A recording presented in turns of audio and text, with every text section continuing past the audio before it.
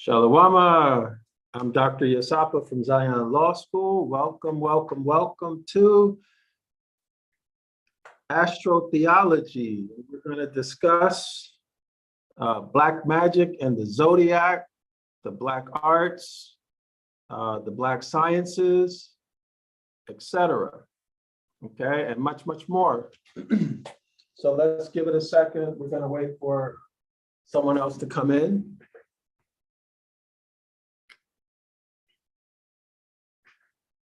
All right. All right, Shalom, Linda. Okay, so we're live, Linda. We're live on YouTube right now. If you can hear me, we are live right now. We are live on YouTube. Okay. So let me know when you can hear me, Linda. So I want to invite everybody to subscribe to the 101 Ancient Ibaryath course. So this is a self-study course. This is going to teach you our ancestors' original language. It is called Ibaryath. This course is 101 Ancient Ibaryath. We have a special promotion. We want to get this, this training, this education, this critical education. And in this series of videos, the author has demonstrated time and time again how linguistics can open up a document, regardless of what kind of document it is, any type of literature. So here, this course deals with linguistics, okay? The language Ibaryath, our ancestors' language.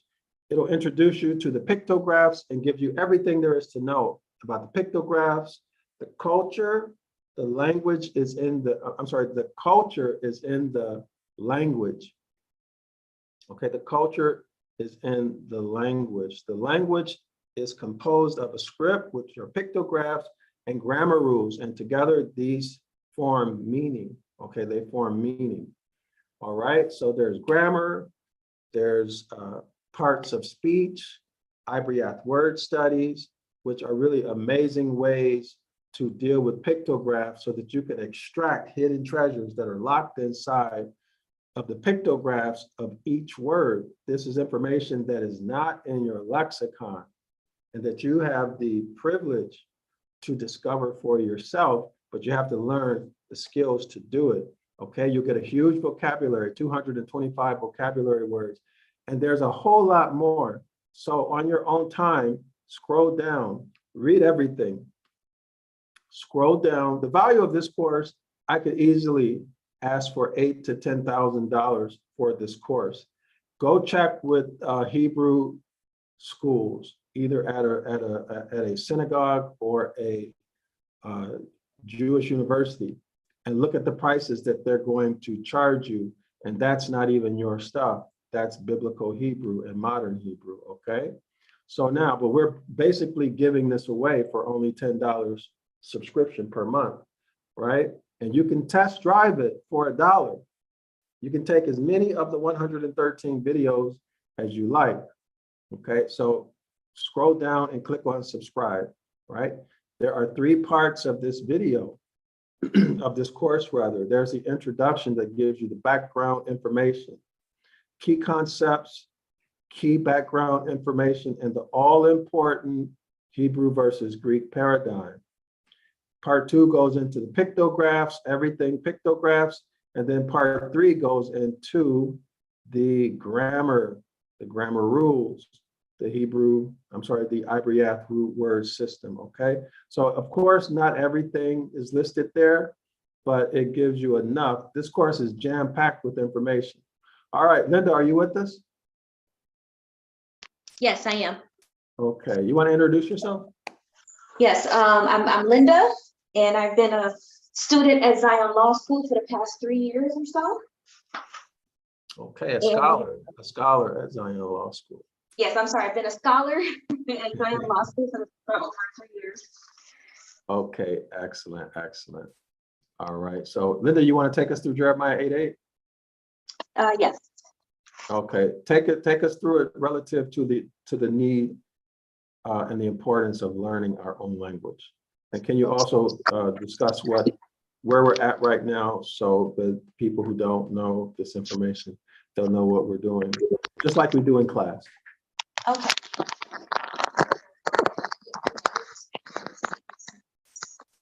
Let me zoom in. Am I reading the New International Version? Let's go with the Amplified Bible, but first you want to introduce the chapter, verse, and the site that we're on. Yes, so we're on BibleHub.com, and I'm reading Jeremiah 8:8. And we're going to read the Amplified Bible version, which is, how can you say we are wise, and the law of the Most High is with us, and we are learned in its language and teachings? Behold, the truth is that the lying pen of the scribes has made the law into a lie, a mere code of ceremonial observances. This verse is very key and important to understanding that, the translated, whatever version of the Bible that you're reading, you have to understand that it's a translation from an original.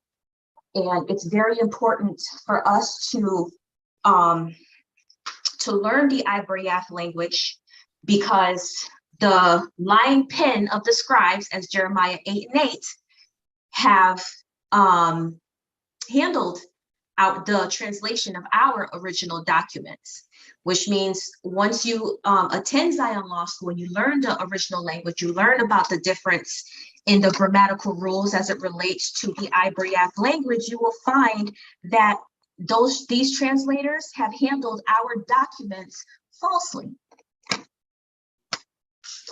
Okay, excellent, excellent. So again, scholars in the audience, it is very important to learn Ancient Ibaryath. Very, very important. And we're making this streaming course available for you. It's streaming so you can do it at your leisure. You do it at home, at work, at the park, at the gym, whatever. It's 113 self-study video lessons, okay? And it goes into the linguistics, the grammar rules, and everything like that. So when Jeremiah says, how can you say we are wise and the law of the Most High is with us, and we are learned in its language? What language? Ibaryath. What teachings? The Most High's instructions or commandments. Okay? Behold, the truth is that the lying pen of your ancestors and my ancestors has made the law into a lie, a mere code of ceremonial observances. By definition, this is religion. Okay, so they made it into a religion. That means that there was no religion before then, as far as this is concerned. Everybody see that? By definition, a code of ceremonial observances is a religion. And as one of our scholars, Ron, brought out, the etymology of ceremony or ceremonial is religion or religious, okay? It goes back to religion. So you guys can do that on your own. But the point we want to make here is that it's critically important to learn Ibaryath, to learn the science of language, linguistic concepts and principles, so that you can begin to understand the Most High's commandments by doing what? Identifying the lies and removing them. Okay, excellent, Linda. So everyone, be sure to subscribe now and send the link, zionlawschool.org. Send this link to your friends and family so that they can also benefit and become educated. So if you haven't learned anything by now from watching the last 6 videos, the one thing that should have stuck in your mind is linguistics is extremely important in uncovering what is actually written in any document. Okay, so translating, as Linda brought out, translating from one language into another leaves room for people to write stuff that's not really in the original document. And the only way, and the easiest way you can discover that is by using science, the science of linguistics. So now let's begin to demonstrate this so that it's not just talk. You have anything else you want to say, Linda? Nope, you pretty much covered it. Okay, thank you. All right, so again, let's remember what we did last week. We discussed the author's presentation of historical facts, astrological facts, and philological facts or linguistical facts that showed that the Christ figure, Jesus Christ, is the Son. And also Hercules and Herod are astronomically the Son.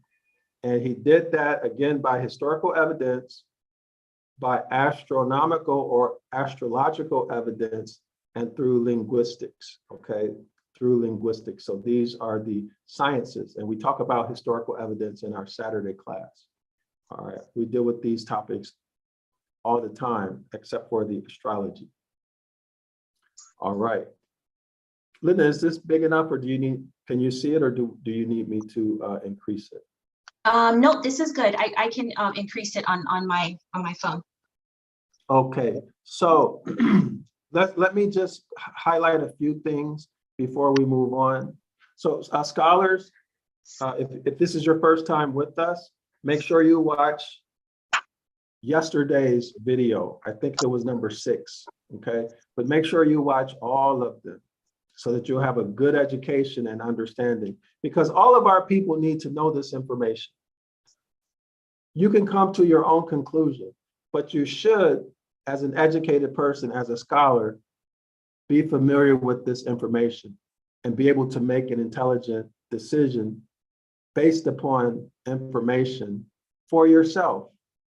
Okay, so on this page, the author talks about, again, the Sun, and in the sign, in the zodiac sign of Aries, the ram, okay, the Sun is the lamb, S-U-N, and also S-O-N. Okay, so the Sun is the lamb of the deity, the lamb of capital G-O-D. The S-U-N is called the lamb of capital G-O-D. And in the New Testament, the Christ figure is also called the lamb of capital G-O-D. Okay, so now when we go down here to the asterisk, we see, I'll read this, okay? It says here, as the Latin word, I can't see that. Let me, can you see that, Linda? No, I can't. You have to scroll. Yeah, there you go. Scroll up a little bit more. Okay, all right. As the Latin word Aries, the ram, was derived from the Egyptian word Ares, A-R-E-Z, the sun. Let me read it again. As the Latin word Aries, spelled A-R-I-E-S, the ram, Aries the ram, was derived from the Egyptian word Erez, spelled A-R-E-Z, the sun. Okay, so this Egyptian word is the sun, and Aries, the ram, is derived from that Egyptian word Aries, which is the sun. As that word is found compound with dos, spelled D-O-U-S, which is the same as Deus, spelled D-E-U-S, which is capital G-O-D. The whole word, this Latin, this Greek word right here, the highlighted, that's the Greek word, signifying capital G-O-D, the sun, the same mentioned by Tertullian as Dies Aries, spelled D-Y-S-A-R-E-S, the capital G-O-D of all the Arabian nations. So here we see that the sun is deified under various names, right? But they all derive from the Egyptian word Ares, spelled R-E-Z. So this is linguistics, right? This is linguistics. One word is derived from another. Okay, then you can, go ahead, Lynn. You want to speak? Go ahead. No, I was just saying, okay. Okay, so it's clear? Yes. All right. So let me just go over some more highlights before we get into the next page. So it sounds like there are multiple names, like different deity names, yes, for one, representing one. Yes, that is exactly right. Exactly right. Very good. All right. Okay, so Aries, the ram or the lamb of the deity God, whose astronomical name, yes, that's Y-E-S. Remember from last week? Yes is the root of Jesus, J-E-S-U-S. The J was not around at that time. It wasn't in existence. So it was yes. Scholars, you should remember that from last week. Okay, now this US is a Latin terminal. It's a Latin termination. All right, so it should not be there. That's why in Greek, it should not be there. That's why you see yes without the Latin termination US. Is that clear, Linda? Yes, it is. Okay, all right. So now let's continue. As our English words sun, S-U-N, and day, D-A, are found in the first primitives, these are primitive roots, not of a particular language, but of the most ancient and universal ever uttered by man. So that's what you're referring to, Linda. Okay. Right? Because it's ancient in all languages. Okay. Okay. All right. So now let's skip down and we will go to the next page. You want to begin the reading, Linda? Yes. All right. And feel free, Linda, feel free to explain, comment at any time as you read. Okay. I am not able, within the compass of such a measure of your, what's that word there? Your cursor is covering it. Oh, all right. Okay, your attention, as I may reasonably detain, to do justice to the challenge of the subject I have taken in hand. But if I have succeeded, as your favor seems to imply that I have, I shall hope you will return with me on Sunday next to the stable of Bethlehem, furnished with the besom of philosophy to sweep away the filth of priestcraft, and to bring down such a stream of genuine science and of real learning as shall wash out the cradle, the manger, the little squalling God, and the wise men and all, and purify the infected air from the pest of Christianity. Linda, For let's look this, at this word, which one? besom, okay? Let's look that up. Besom. Okay. Mhm. Yeah, so give me 1 second. I'm going to pull it up. Okay. Present it, okay? Makes me think of bosom, but I might be way off. Yeah, yeah. So let's see. This book was written, it was published in 1857, but these lectures were given in the early 1800s. Okay. Okay. So the language is for me kind of difficult. So, all right. Let's see. Besom. The meaning of besom is broom, especially one made of twigs. So here's an image of it right here. Let me see. Okay, I see it. Cursor? Yeah, these are very, very common in Asia. Okay. I've seen them in Mexico too a couple times, but they're everywhere in Asia. Okay. Okay. So let's see how this relates back to the document. So think of a broom. Let's see. Right here. Where are we? Okay, furnished with the besom or broom of philosophy to sweep away. Okay, makes sense, to sweep away with the filth of priestcraft and to bring down such a stream of genuine science and of real learning as shall wash out the cradle, the manger, the little squalling, capital G-O-D, and the wise men and all, and purify the infected air from the pest of Christianity. So I'm gonna stop there from what I'm seeing here, because he said it's almost like he wants us to look at the birth of this mini God for what it really is. Yes. For what it really was, without all of the, all the hoopla, you know what I mean? All the, I'm trying to find the right words to explain this. He wants us to think and to really look at it from a literal point of view. Yes, yes. And that's an excellent observation, Linda. And on the next few pages, you're gonna find out why on like maybe 3, 4 pages into it. Okay. So excellent observation. Excellent. Okay, let's continue. Okay. For this, sirs, you will now perceive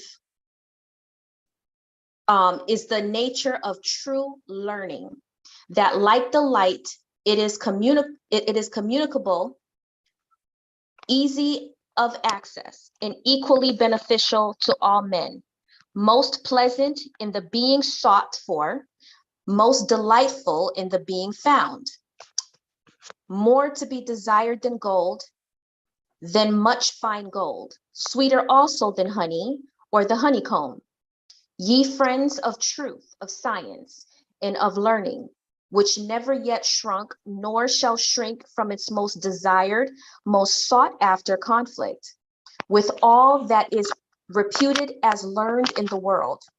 Protect me, but by the vindication of your own rights, from the rudeness of barbarous ignorance, and from the impertinencies of those wild and furious savages of the gospel, who in all ages of the world have been the priests, dogs, wrought up into madness, for no other end than to terrify inquiry from looking into the business of their craft, detecting their ignorance, exposing their falsehood, and trampling on their power. Should I continue? You can give your commentary or whatever you like. Okay, so he's very good at I mean he's very expressive here about what he thinks about how they have and for lack of a better word, embellished the story of the birth of this deity. Yes, yes. And he's what really else? And what else is he saying about their character, about the priesthood's character? He's saying that he's saying, I mean, here, barbarous ignorance, their impertinencies, you know, he's calling them furious savages of the gospel. You know, it's almost like they're selling a fairy tale to the masses for a gain, and it's not even the truth. It's like they took a story and they embellished it for a purpose. Yes. And they go after people if you expose it. Yes, yes. Okay, so let's continue. Okay. The noble science, which I familiarize thus early, the noble sciences, which I familiarize thus easily to the promiscuous what's this word? Auditories, I have intimidated to the world in my work. In challenge of the world's criticism, I can't see that one. Diegesis, so let's look that one up. Yes, diegesis. Okay. Sounds like thesis, but it might be. I'm just guessing. You're doing a really great job with the reading. Okay. You really, really are. Okay, so let's okay, so you ready? Okay, diegesis. The meaning, it's a noun. The presentation of a narrative without direct dramatic imitation of the events. Oh, let me read that one more time. Diegesis, a noun, the presentation of a narrative without direct dramatic imitation of the events, scenes, or characters described. Okay. There's a better meaning. Here, let's do this from dictionary.com. Diegesis definition. It says the telling of a story by a narrator who summarizes events in the plot and comments on the conversations, thoughts, etc. of the characters. So it's a narrator telling a story rather than the characters actually, so-and-so said this, so-and-so did that. Okay. Yeah. All right. Okay. So we don't need to go in. Do we need to go into it further, or is that clear? I think that's clear. Let me kind of bring it together with the document. So a narrator that's telling a story. Yeah, a narrator telling the story as opposed to you watching the people for example, you watch a play, Uh-huh. okay? Or you can listen to someone tell you about the play. Okay. So the narrator is telling you about the play, so that would be diegesis. Okay. So let me see. The diegesis, let me go back. The noble science which I familiarize thus easily to promiscuous auditories, I have intimidated to the world in my work, in challenge of the world's criticism, the diegesis, and have offered to maintain in the Latin tongue before either of the universities of England as Ragnelli and Dupuis have offered its grand principles to the enlightened nations of the continent in the French language. Okay, Linda, so let me give some background. So this diegesis, this is the Egyptian, the Coptic Egyptians diegesis of the Gospels. So in previous, I don't know if it was the second or third video that we did on astrotheology. Maybe it was the fourth, I don't remember. But the Gospels were originally written by the ancient Egyptians. This is the diegesis. Okay, so in other words, the Egyptians narrated a version of the Gospels. Yes, and then and then that version was written or translated into Latin. Okay. And Latin, from Latin, it was translated into Greek. Into Greek. Okay, so this gives us a little bit of chronology of the what's the word I'm looking for? Historicity, or well, not the historicity, but this, the diegesis is the first one. Okay. Right. So it was next translated into Latin, and from Latin into Greek. And this is important to know because each language has its own grammatical rules. And who knows, by the time it's kind of like you're translating from one to the other, who knows how, where the authenticity of it gets lost in translation. That's right. That's right. And the way we know it is because, remember, yes? Right, Jesus, yes? This US is a Latin termination. So what is a Latin termination doing in Greek? Right, and Christus and Christ, they took the Latin termination US off of Christus, which leaves Christ.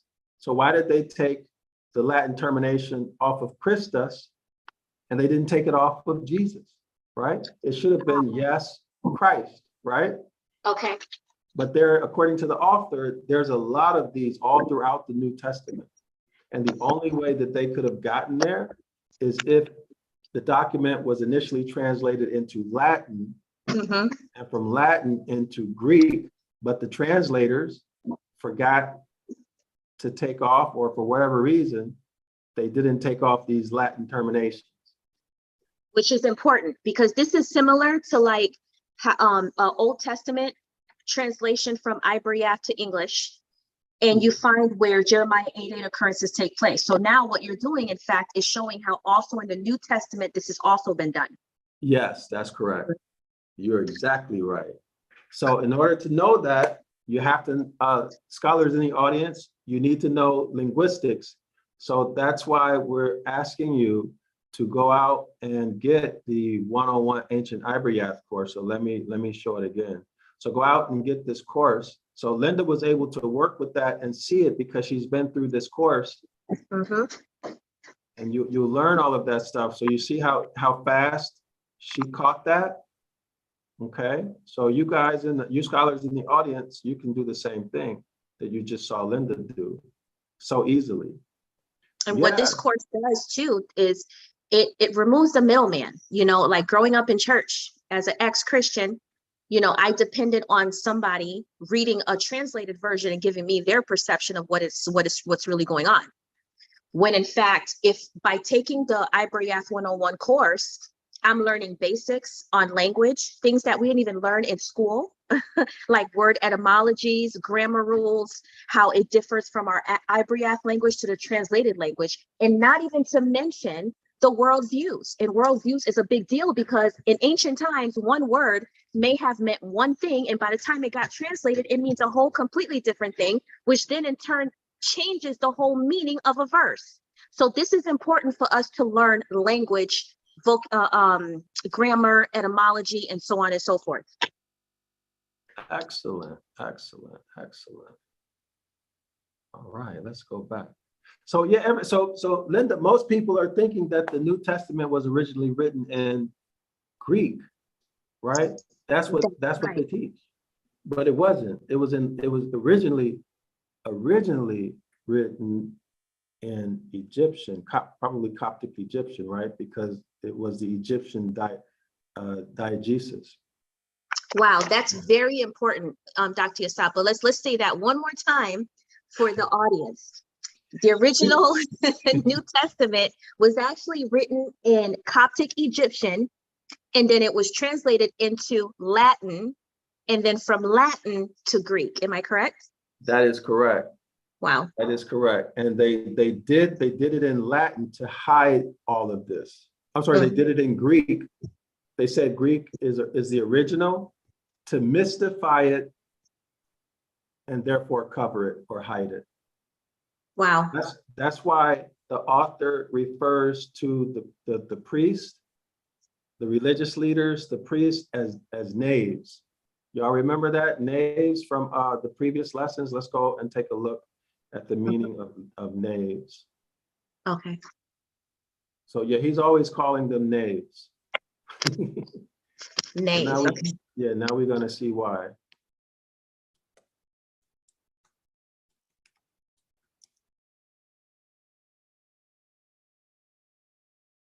Oh no, that's okay. That's not correct. Okay. I apologize if you hear my kids in the background. Okay, I'm trying to keep them out of the room. Okay, it's okay. So do you see the free dictionary? Yes, the freedictionary.com, knaves definition. Excuse me. Oh, excuse me. Sorry. Unprincipled, dishonest person. Oh, wow. Villain, not to be confused with knave, the center part of a church. Abused, confused, and misuse words by Mary Embry. Okay, wow. Okay. And this next one? A deceitful and unreliable scoundrel. Okay, so I just made a connection here in my mind, right? Let me share this with you. So Jeremiah 8:8 tells us that the scribes are handling these documents falsely, right? This guy is basically saying the same thing, just in his own language, his own way. That's right. That's exactly right. That's exactly right. That's exactly right. Excellent, excellent, excellent correlation, Linda. Mm-hmm. So let's go back to the document. Is it showing on the screen? Yes, I see it. Where was I? Right here, the diegesis. Yep, the diegesis. Okay. The diegesis, and have offered to maintain in the Latin tongue before either of the universities of England, as Raganelli and Dupuis have offered its grand principles to the enlightened nations of the continent in the French language. And not a member of any university in Europe, not a priest in the world, has ever dared to enter the lists or to attempt even a resistance to this almighty demonstration of the utter falsehood of the gospel. Wow. So he's saying here that the falsehood of the gospel. Come on. Yep, he presented this information. He presented this information and challenged them. Nobody would take them up. Right. Wow. Okay. You want to continue? Yes. This demonstration is science itself, and in every position that it offers you. Sorry, give me one quick second. Dr. Yasapa, my son is playing with something that's really loud and distracting. Okay. Daniel, take this upstairs. Here, go upstairs. Take it upstairs. Okay. All right. Where are we?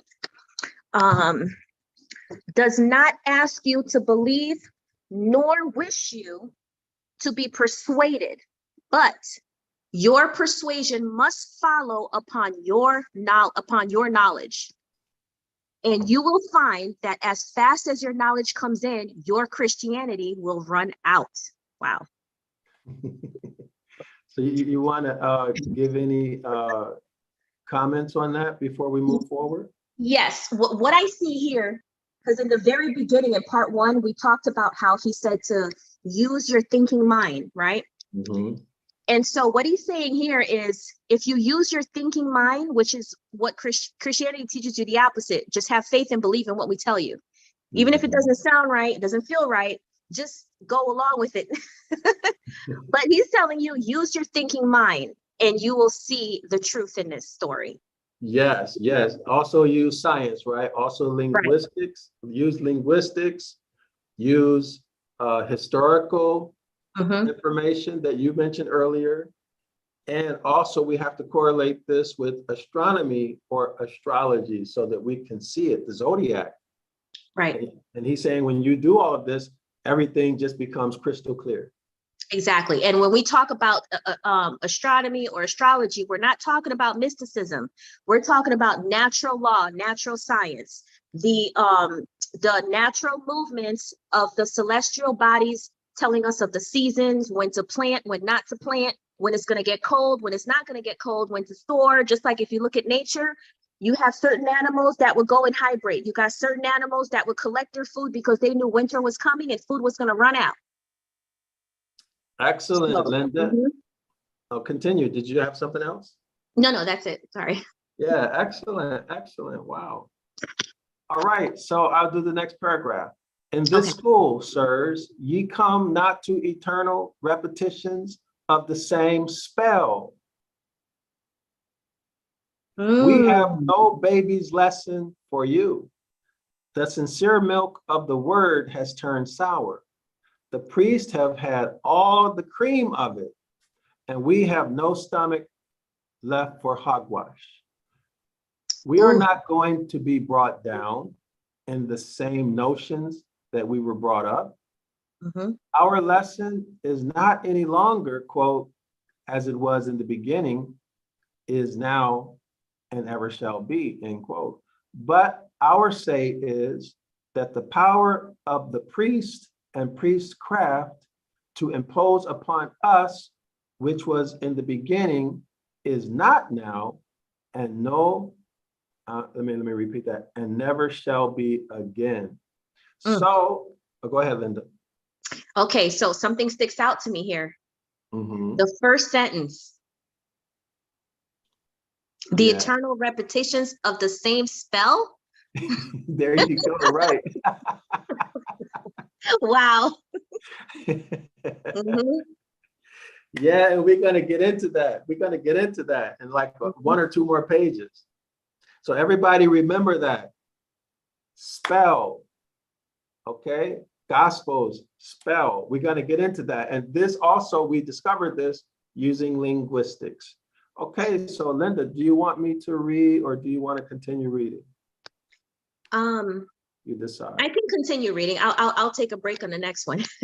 Okay, so let me scroll up. So this is part 3 of the Star of Bethlehem. So we're going to begin with the quote. Scripture here from Matthew 2:2. Okay, Linda. Quote from Matthew 2:2. Where is he that is born King of the Jews? For we have seen his star in the east and are come to worship him. Continue. Upon returning this 3rd time to the stable of Bethlehem, I am obliged to suppose my hearers already in possession of what I am sure those who have been hearers of 2 preceding discourses on this subject have felt to be those rich treasures of philosophy. Okay, hold on. Oh goodness, help me out, Dr. Yasapa. Okay. Philological. Did I say that right? Yes. Okay. Felt to those rich treasures of philological, scientific, and historical learning. which it is the great aim of these lectures to lay before the public mind. So let's look up again. Philological. Yes. Sounds like philosophy. And we know all about that, don't we, at Zion Law School? That's right. That's right. Okay, so let's get the meaning. Let's see. We'll take whatever's at the top. Hopefully, it's good. Okay. Okay. Yes. Okay. Philological definition. Where am I reading? Well, let's start from over here. This one seems to be, we can get On the through side. it. Let's see. Okay. Oh goodness. Philology. Okay. Philology is the study of language in oral and written historical sources. Okay, it is the intersection of textual criticism, literary criticism, history, and linguistics. Philology is more commonly defined as the study of literary texts as well as oral and written records, the establishment of their authenticity in their original form. Okay, I think that's enough. Do you? Or Yes. you want to continue? No, that's good. Okay. All right. Let's see. Excuse me. Where am I? Okay, I am. Where should I start? Okay. Scientific and historical learning, which it is the great aim of these lectures to lay before the public mind. I must now take them up at the spot where on Sunday evening last I left them, that is, at the stable door in Bethlehem of Judea, where I had the honor of introducing them to an acquaintance with Herod the king, and of, okay, hold on, conciliating their forgiveness and reconciliation with his Herodian majesty. For that word is kind of scratched out. For his having slain.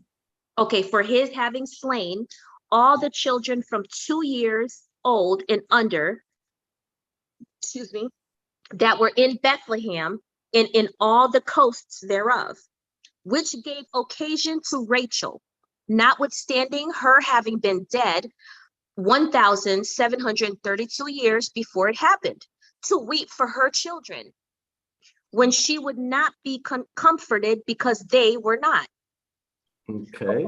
Let's pause here for a second because something's going on here. Okay. Go ahead, I'm listening. It says here, Rachel, which gave occasion to Rachel, notwithstanding her having been dead over 1,000 years before it happened. Before what happened? Her, you know, the Bible verse that says Rachel weeping over her children. Okay, okay. Let me see if I can find it. So this is from last week. Okay. Let me see if I can find it real quick.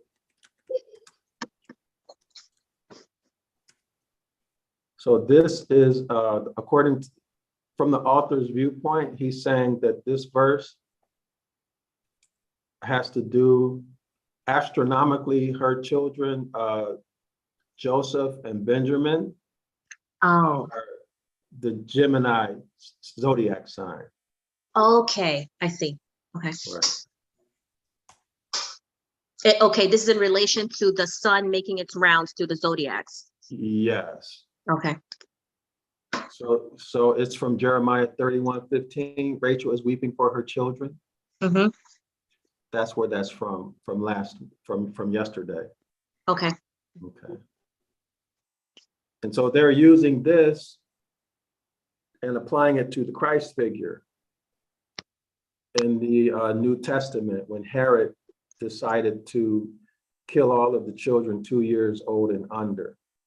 So they're saying that that was a prophecy, and Jeremiah was a prophecy about the Christ figure when he would be born. That, you know, okay. I see the correlation. Mm-hmm. Right, and the author is saying, well, no, this is astrotheology. Okay, this is to be understood by the Zodiac sign, the two children being Gemini, the twins. Okay. But Rachel's children were not twins. Joseph and Benjamin were not twins. Okay. In the story, whereas Gemini, the two stars are twins, right? Okay. Okay. Anything else? No, that's it. Okay. All right. Very good. So again, the author is stressing the need to apply science. Okay. Linguistics, other sciences, and history. Okay. Whatever sciences you need to apply in order to get to the understanding of what's in the original document is what you need to do. Only science, right? All right. Okay, so let's continue. Okay. Okay, you can go. Yeah, Dr. Yasapa, there's a Yes. couple of there's one message in the chat if you want me to read it. Oh yes, go ahead, please. Okay. This is from Yashe Elkanah Yasharala. Says that it's hard to take a language class. It's hard to take a language class. It's so early in the AM for Saturday in Colorado, rest day. Work so hard during the week, 8 on West Coast may be better for me. What are you able to take a streaming course? The 101 Ancient Ibaryath course is a streaming course. So you can take this course on your leisure time, whenever you want. This course right here, 101 Ancient Ibaryath, this will give you the fundamentals. This is a comprehensive introductory course. No prior knowledge needed. All you need is an internet connection, cell phone, laptop, or computer. And you can do this at your convenience. Our Saturday class, you know, we may pick up another class. It depends. If we pick up another class, it'll be at a more convenient schedule later in the day, or maybe not even on the weekend. We have to figure that out.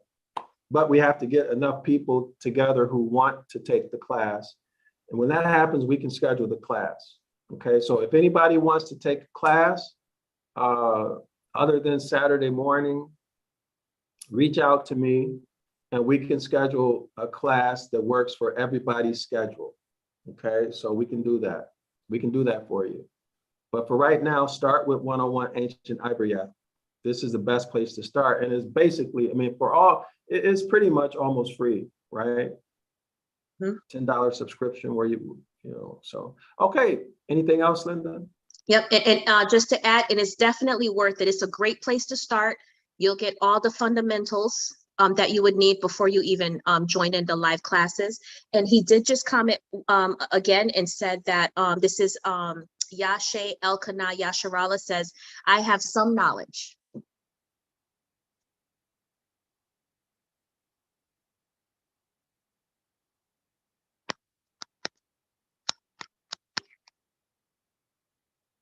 Hello? Dr. Yasapa, if you can hear me, I can't hear you. I think his microphone might be down again, but yes, definitely.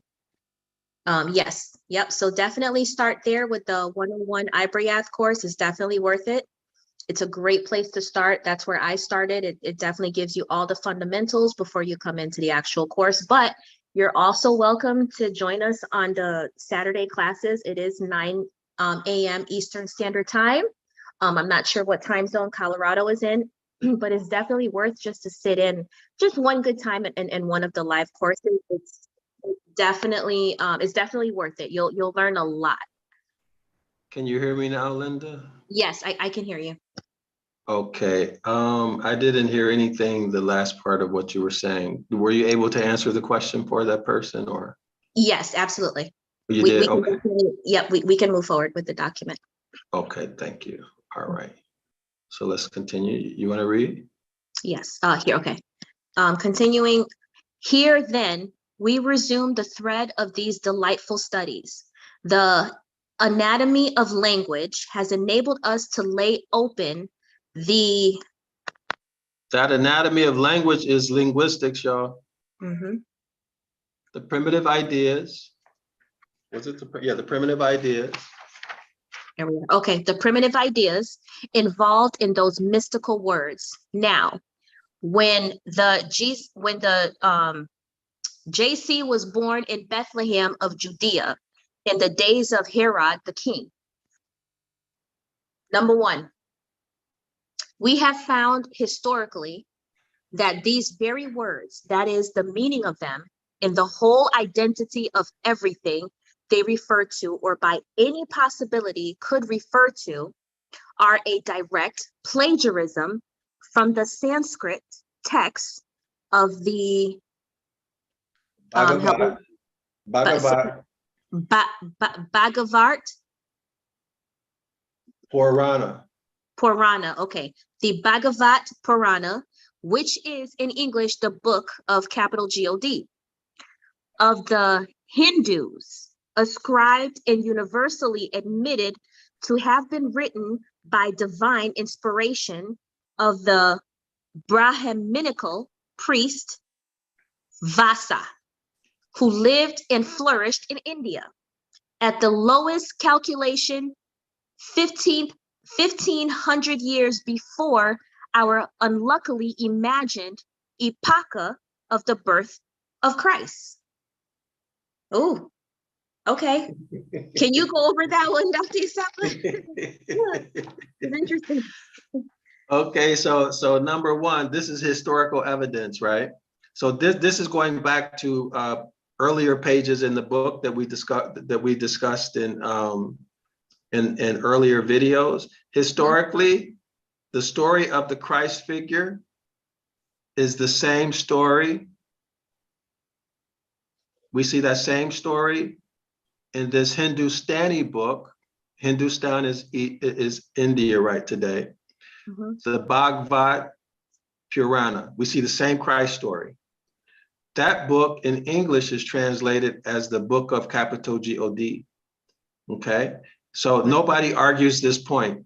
No scholar argues this point. That's why he's saying it's universally admitted. Okay, it's universally admitted that it was written under the divine inspiration of the Brahminical priest. Okay, it's not argued.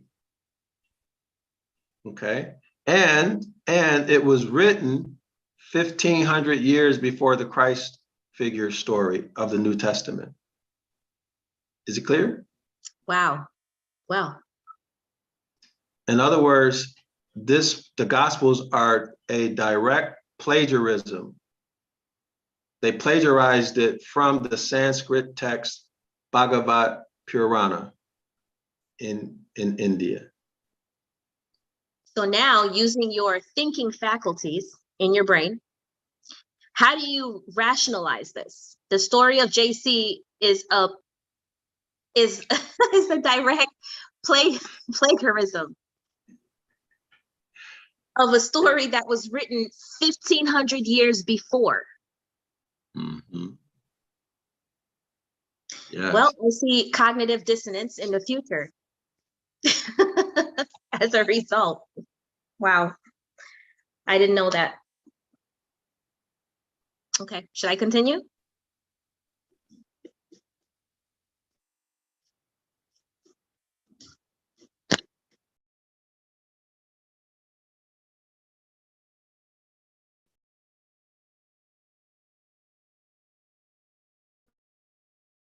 Okay, Dr. Isapa, I'm not sure if you're talking, but I can't hear you. Let me highlight. There we go. Okay, I'm highlighting. Can you guys hear me now? Yes, I can hear you now. Okay, the highlight. So we're talking about the plagiarism of the story, the birth of the Christ. Wow. Remember, we're talking about Matthew 2:2. Okay, so Linda, let's continue. Number two, we have found astronomically that in the most minute, even the most wonderfully minute applications, as accurately as the wax fills up every mark in line engraven in the seal, the whole story betrays the character of an astronomical Enigma. Enigma, yep, of an astronomical enigma or parable, and is a picture in words of the annual phenomena of the solar system. Okay, so let's look up that word. So in other words, it's saying what you said earlier. You want to go ahead and read this definition, Linda? Yes, enigma, definition of enigma.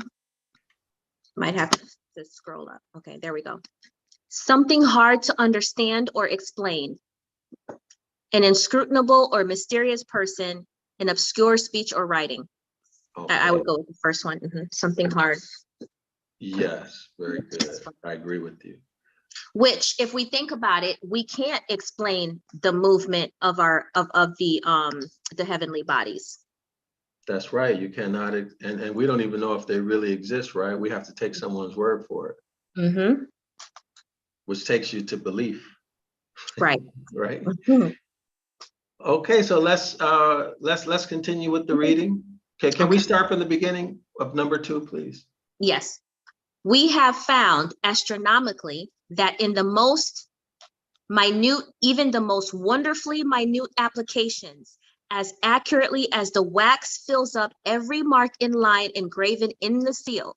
So Linda, I want to make a comment about this. So imagine back in old days, if you wanted to put your seal or signet on the document, you would get some wax and you would apply heat to it, right? And then you would put your seal in the wax. And then the wax would now be on your seal, and then you would now press it on the document. Yes. And it would come out with the perfect representation of your seal in that wax. This is what the author is talking about. Okay. That's what he's using, that metaphor to explain how this is astronomy or astrology. I don't know if I explained that well, but so in other words, the story, can you guys hear me? Yes. Okay, so this gospel story would be the wax. Right? Okay. And the zodiac is a signet ring, and you press it in there and boom, you put it on the paper. The gospel is an exact astrological representation of the zodiac. That's what I'm trying to say. Oh, okay. That makes sense. Clear? Okay, let's continue. The whole story. The whole story betrays the character of an astronomical enigma or parable and is a picture in words of the annual phenomena of the solar system. Yes, that would be the sun passing through each of the zodiac signs. Very good. So far we looked at historical evidence. Okay, we looked at astronomical evidence in the pages up until now. And now he's going to talk about the philology evidence. Okay, let's continue 3, Linda, please. We have found philologically that upon tracing back the words themselves to their radicals or first types, their literary itself is astronomical. Wait a minute, is he being sarcastic? Yeah, he said, you know how we deal with root words and base words and all of that? He said that their meanings, their etymological meanings are astronomical. Okay. Wow. Yeah. Astronomy. Wow. We're going to see it. Okay, let's continue. Whereby we have the same sort of perfectly mechanical demonstration as when we work out an algebraical problem geometrically, and then work back the geometrical result algebraically. Okay, excellent. So what he's saying is that when we look at the Greek words, you see them in Greek, right? But when you look at them in terms of, how when we deal in class, we talk about the base word, and then we'll go through, a prefix, suffix, infix, right? Yes. Remember, or some other. He's talking about once you separate them out, they're going to show astrological meanings. Ah, The okay. same way, yeah, the same way if you do a algebra problem, right? You solve it, and then you can also solve it backwards. You can use geometry and solve it backwards, right? Okay. So he's saying, whereby we have the same sort of perfectly mathematical demonstration as when we work out an algebra problem geometrically and then work back the geometrical answer algebraically. So they're interchangeable. So you know how when we do our morphology? Yes. We do the morphology, step 1, step 2, step 3. You can do it backwards, right? Okay. So you can go front to back. That's what he's saying. Wow. Yeah. Okay, let's continue. Okay. Okay. Thus, history, I still can't say this right. Philology. Philology, there it is. Philology and science combined in one great trinity of demonstration to prove the falsehood of the gospel. The radicals of our text read philologically, that is, according to their first types. Throw up the perfect and complete astronomy. So you know what we deal with primitive roots? Those Yes. are the first types he's talking about. Yes, that's what he's talking about. The most ancient. So those would be the 2 pictograph roots, right? Mm-hmm. Okay. And this would be the most accurate because it's going back to the source, the original. Yes, that's correct. Very good. Where was I? Okay. Now, when the sun entered into the zodiacal sign of the month of August, in the ephemeris of Hercules, the regulator then follows in our English version, behold, there came wise men from the east. Okay, so scholars in the audience, make sure you look at last week's video to understand what she just read, what Linda just read, what the author just discussed. Let's look up this word, ephemeris. Okay.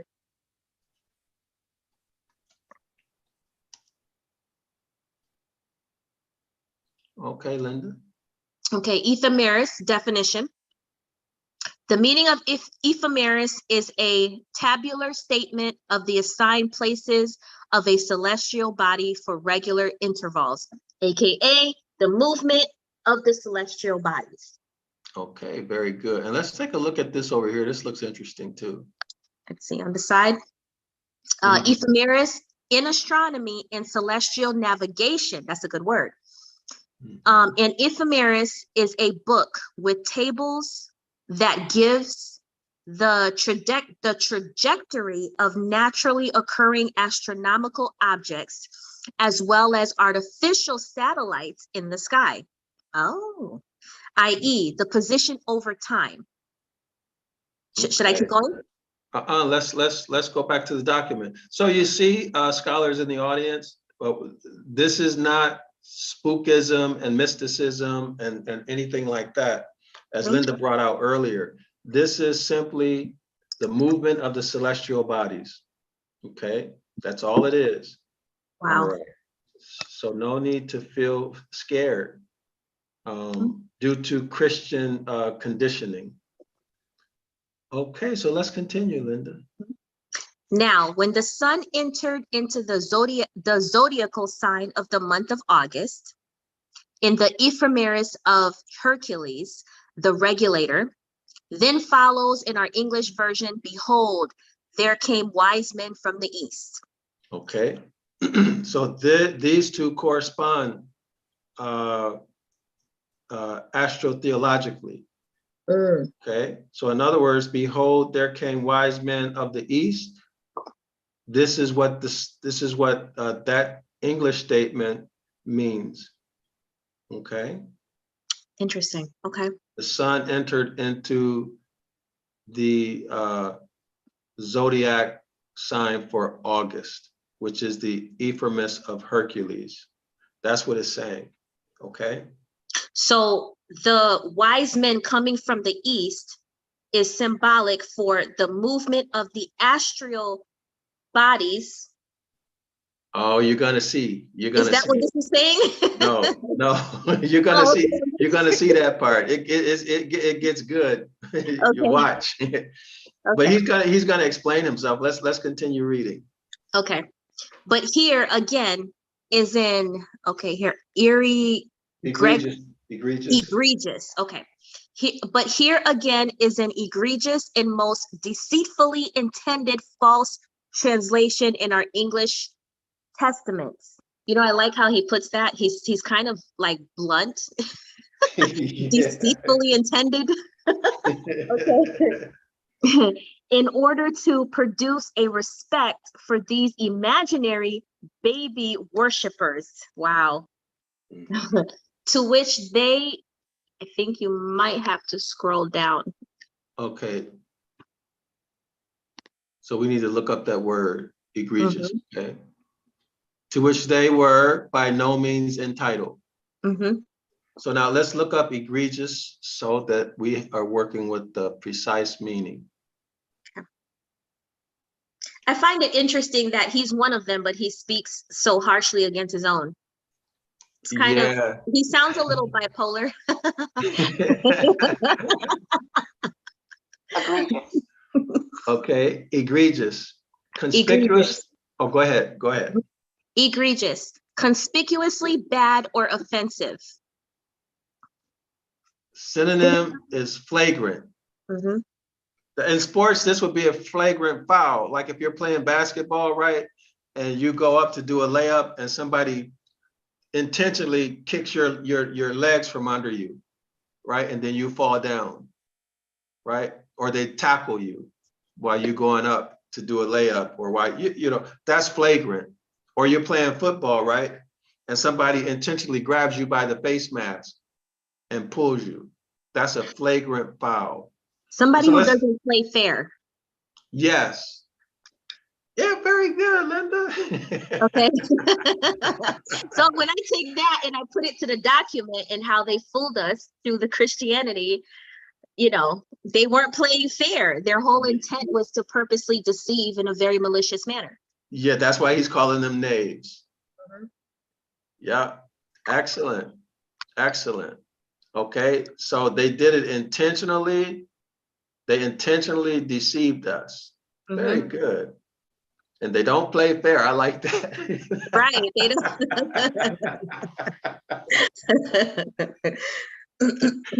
This is mental warfare, Dr. Yasapa. Mental warfare. There you go. There you go. Psychic attacks. Psychic attacks. Mental warfare. All right, let's continue. They are not called wise men, but Maggie, that is. Okay. Oh, magician or conjurers. Oh, wow.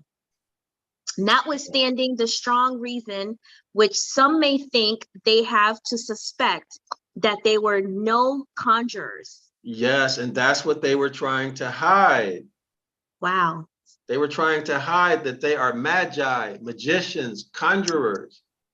Oh, wow. That's why they're calling them wise men. They were magicians, magi, conjurers from the East. See that? Okay, this paints a different picture. This reminds me of like the really bad 80s movies with the magicians. Yeah. Coming in, you know what I mean? Right. With the little occult look. Right, Wow. right. Yeah, so they hid that. They hid it. People wouldn't be so easy to become teary-eyed and emotional if they knew that they were dealing with magi, magicians, and conjurers. Wow. In fact, maybe we should look up conjurer. Yes, please. Let's look that up.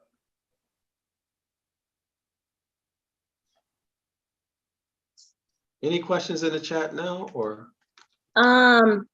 Just a couple of comments. Would you mind reading them? Yes. Two of them from Yashe Elkanah Yasharala. He was just commenting on the time zone, 7 a.m. for Colorado, 6 a.m. for California, New York, 9 a.m. So 7 a.m. for him would be 9 a.m. That's pretty early. Then he also says there are some similarities from Bible to that word. I couldn't get it. Bhagavad Gita. Oh, yeah. Okay, thank you. So he's talking about for the Saturday class, or? Yes. Because Okay. I told him that if he could just like start off with the 101 course, Yeah. and then just make it to 1 or 2 classes, it'll be worth it'll be worth it. Oh yeah. And if we get enough people, we'll schedule another class at a time that's convenient for everybody who joins the class. But we need to get the people who want to enroll first. So help us out with that, and we'll schedule a class that's convenient for you. Okay, so it says conjurers see conjurer. Okay, Dr. Yasapa, I don't know. I'm not seeing your screen. Oh, you don't see my screen? Okay. Yeah, it looks like it's frozen. Okay. Let's see what we have. There we go. Okay, now I see it. Okay. The meaning of conjurer is one that practices magic arts, wizard. Oh, so the good Christians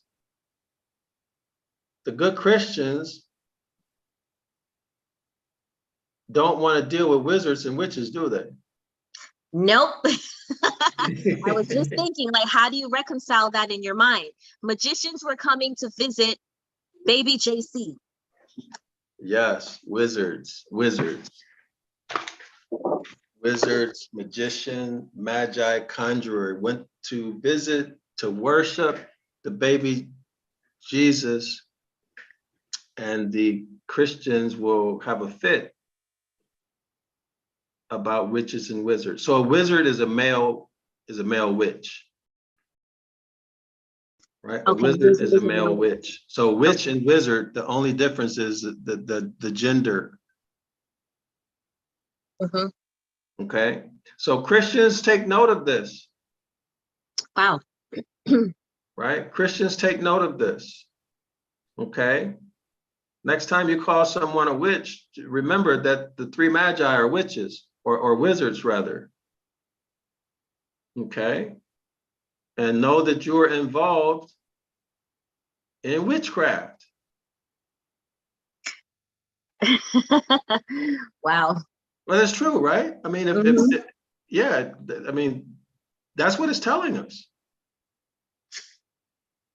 Okay. Wizardry is witchcraft. Okay, let's continue. Okay, let's see. The fathers of the church. Okay, Linda, can we discuss this, or can you make a few comments on this? Notwithstanding, yeah. Yes, I don't think I read that part. Okay. Notwithstanding the strong reason which some may think they have to suspect that they were no conjurers. So what in your opinion, what is the author saying here? Let's see. They were not called wise men, but magi. Notwithstanding the strong reason which some may think they have to suspect that they were no conjurers. I'm gonna assume that he's saying some people did not believe that they were magicians or conjurers. Yeah, that's right. They didn't believe it, right? Okay. Okay, they didn't believe it because they thought they were wise men or kings. Right. So they hit. Which, if I may point out, see, this is why it's important to learn about linguistics, because just that one word, wise men, threw off the whole story by the time it was translated. However, when you go back to the original meaning, you're finding out these dudes were magicians, which gives you a completely different understanding of who they were. That's right. That's right. So now there's the connotation of witchcraft and wizardry, whereas wise men, there's nothing. Or if they just use kings, there's nothing. There's no witchcraft or wizardry involved. Right. Okay, excellent. Let's continue. The fathers of the church generally speak of these wise men of the East as being 3 kings, in order to make out an accomplishment of that prophecy. The king of Tharsis and of the isles shall give presents. The kings of Arabia and Saba shall bring gifts. 72 Psalms, Psalm 72. Okay, so before we read the footnote, Mhm. can you give us your commentary on what the author is saying here in this paragraph? Let's see. The fathers speak of these wise men. So, okay, here we go. So the church fathers spoke of these men as being kings. Now, kings and magicians are two different things. If There you think you of go. kings, you're like, oh, okay, so they were royalty coming in to acknowledge a new royal being coming into the world. Yes. This is it's falsehood. They weren't kings. And continue. What else? So that's why the author is saying they don't play fair. Right. That's why he calls them knaves. Right. I get it. And yeah, continue. Can you tell us more about this paragraph? Let's see. The kings of Arabia. Okay. I'm trying to figure out the Psalm 72 correlation here, but okay, so let's look at it. Let's look it up. Let's look okay. it up. It's in the footnote. Mm-hmm.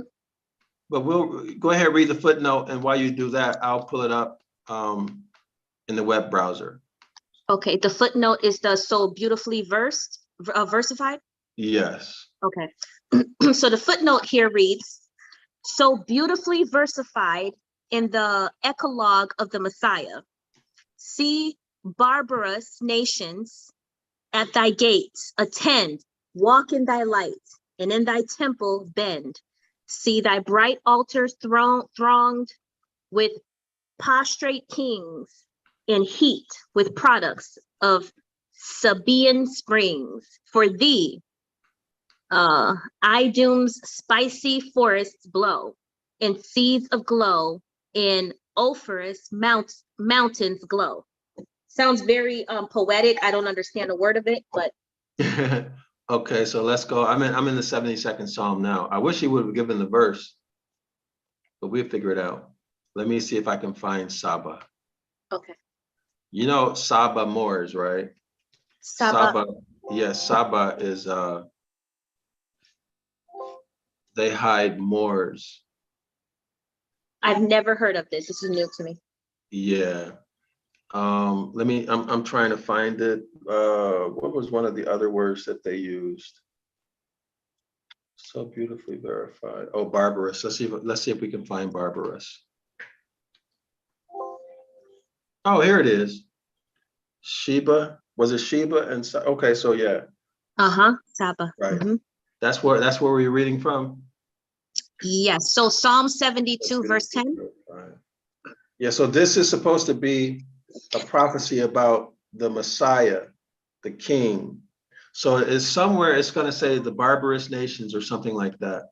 Okay. Well, let's read the whole thing, okay? How about that? So we don't have to search for it. I think we will finish it. So you want me to read it? Yes, please. Okay. So Psalm 72, I think this is the NIV. We'll begin with verse 1. Endow the king with your justice, O capital G-O-D, the royal son with your righteousness. Okay, so here we see a mention of a king, right? Mm-hmm. Okay. May he judge your people in righteousness, your afflicted ones in justice. So this is now a prophecy. Okay.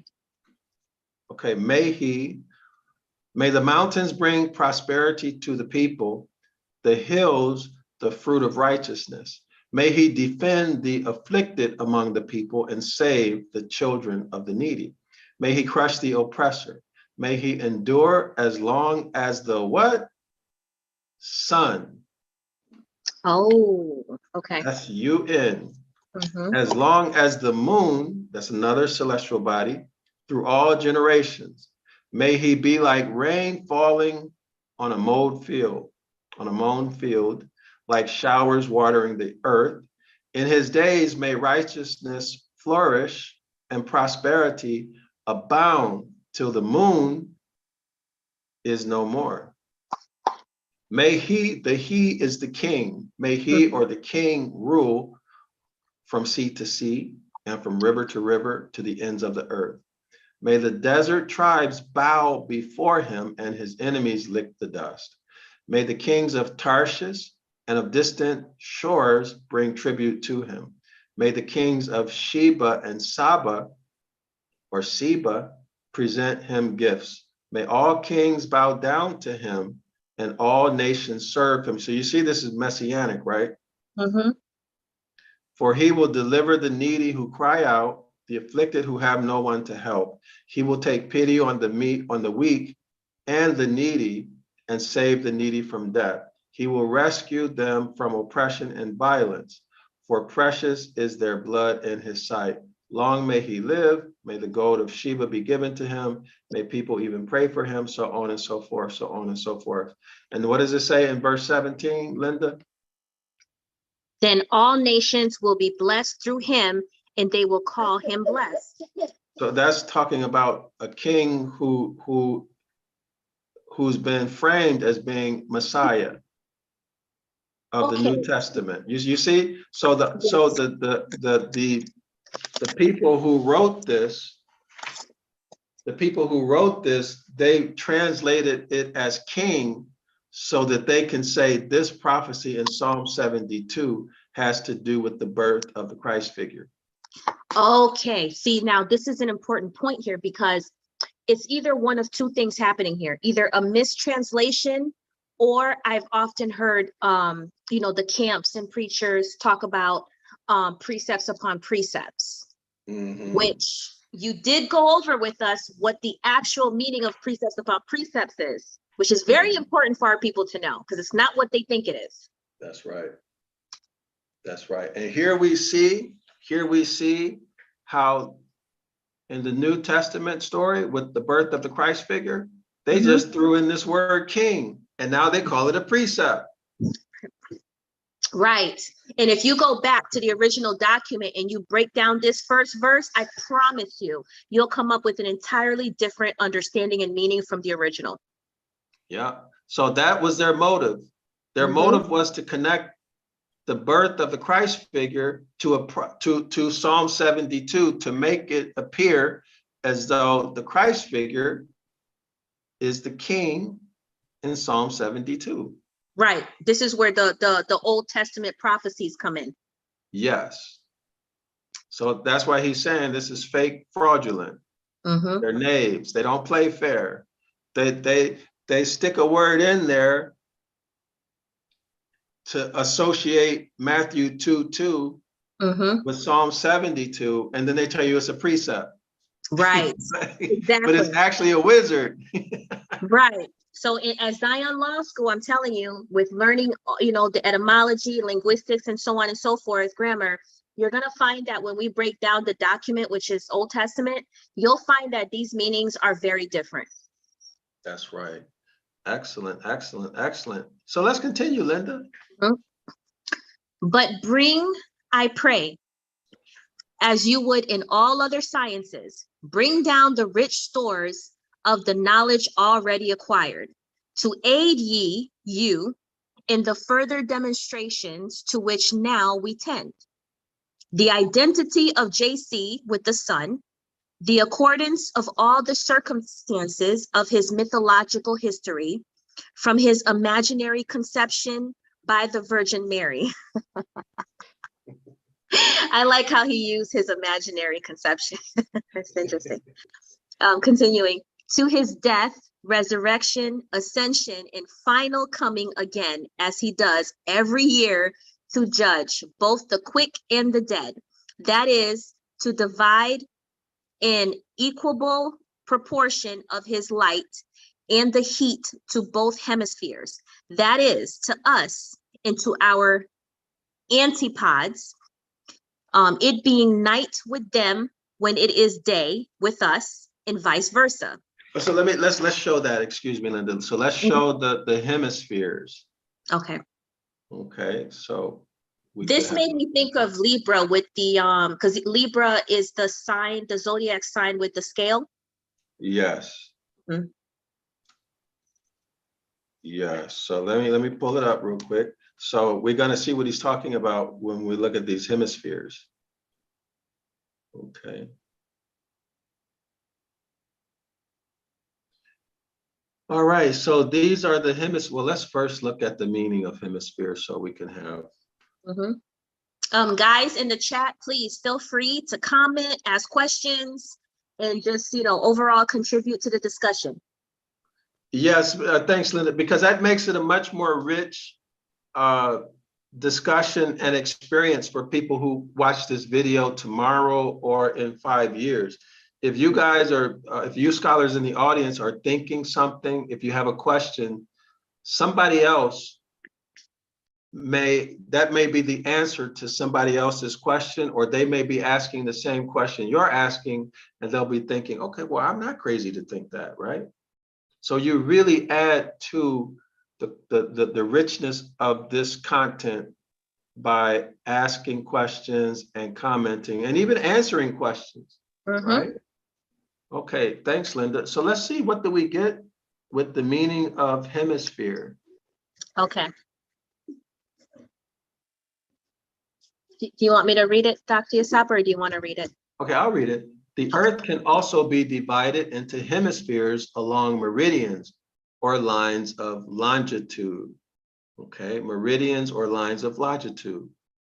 The prime meridian, or 0 degrees longitude, and the international date line, 180 degrees longitude, divide the Earth into Western and Eastern hemispheres.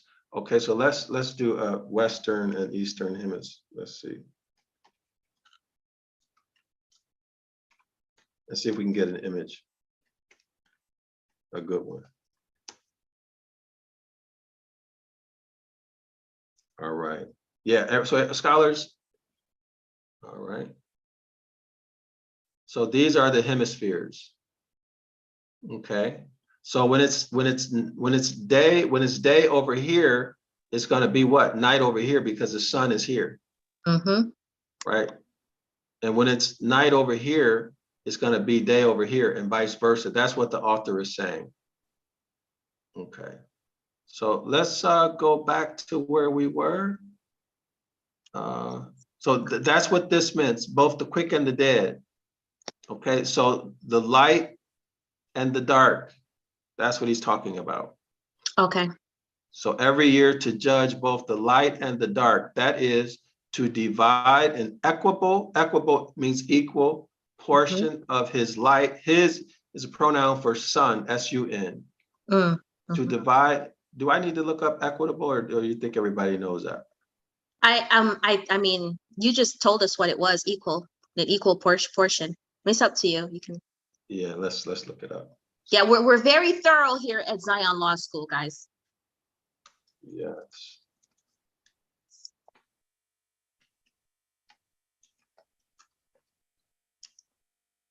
Okay, if you're typing in, it's frozen. Oh, it is? Okay. All right. There we go. Do you want to read it, Linda? Yes, okay. Okay, is it equitable or equable? Equitable. Did I spell it wrong? I think it's, yeah, I think you did. How was it spelled? E-Q-U-A-B-L? I think so. Let me see. Let me check it.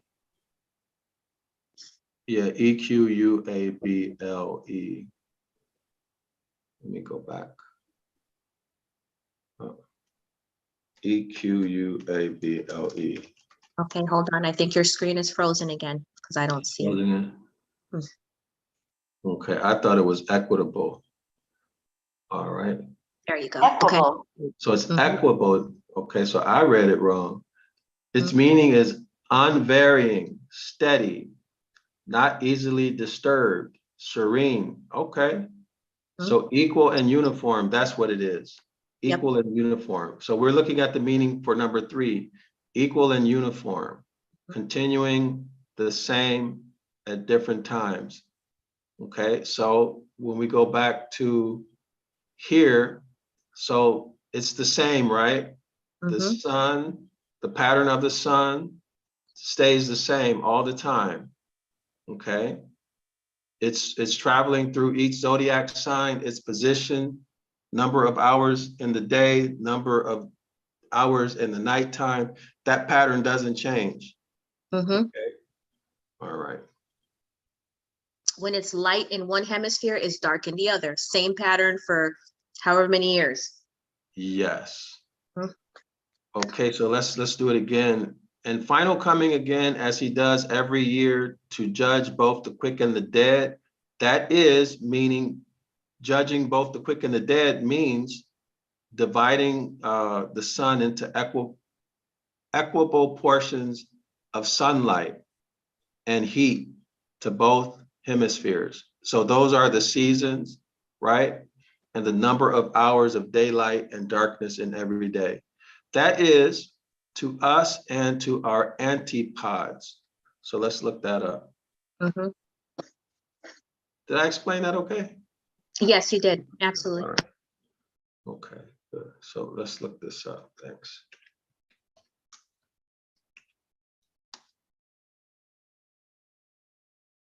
The meaning of antipode is the parts of the earth diametrically opposite, usually used in plural. Okay.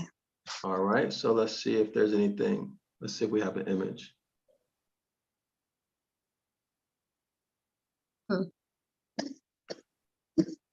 Okay, I'm seeing opposite. There we go. Yeah, opposite points. Okay. So these would be opposites. These would be opposites, antipodes. All right.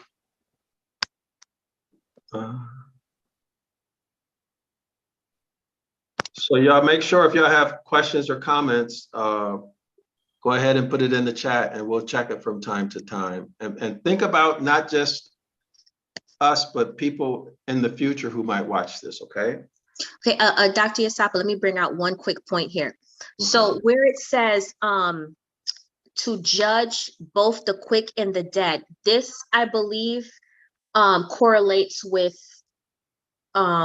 Revelations when Judgment Day. Okay, so you guys see here, what we know in Revelations and been taught in church is about of Revelations, Judgment Day. This right here is telling you that if you look at the original writing and you do the work linguistically, it actually has to do with something completely different. Okay, good point. Excellent, excellent, excellent. So let's continue with the reading. Linda? Yes, sorry, I was putting my kids to bed. Okay, continuing on. It being night with them when it is day with us, and vice versa.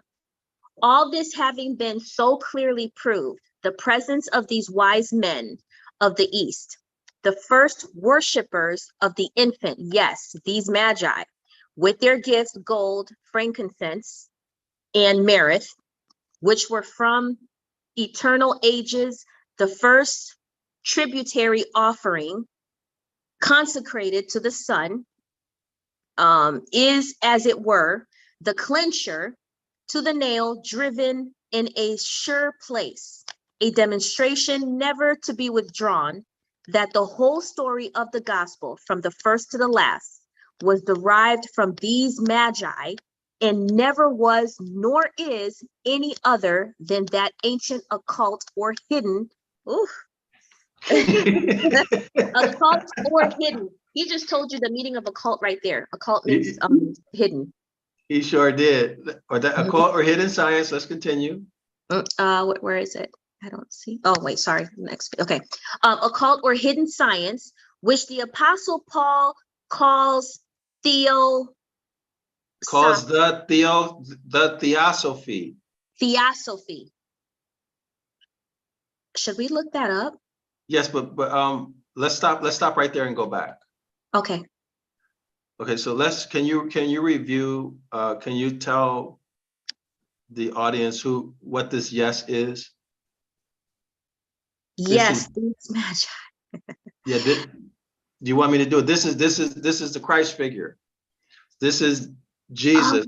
Jesus. Okay, so there was no J.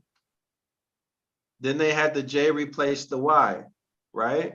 Okay. And then the terminal US, the terminal Latin ending US is taken off. And that's where you get this yes. So we went through this discussion, scholars in the audience, in yesterday's video. Okay. So that's yes, this is Jesus Christ, right?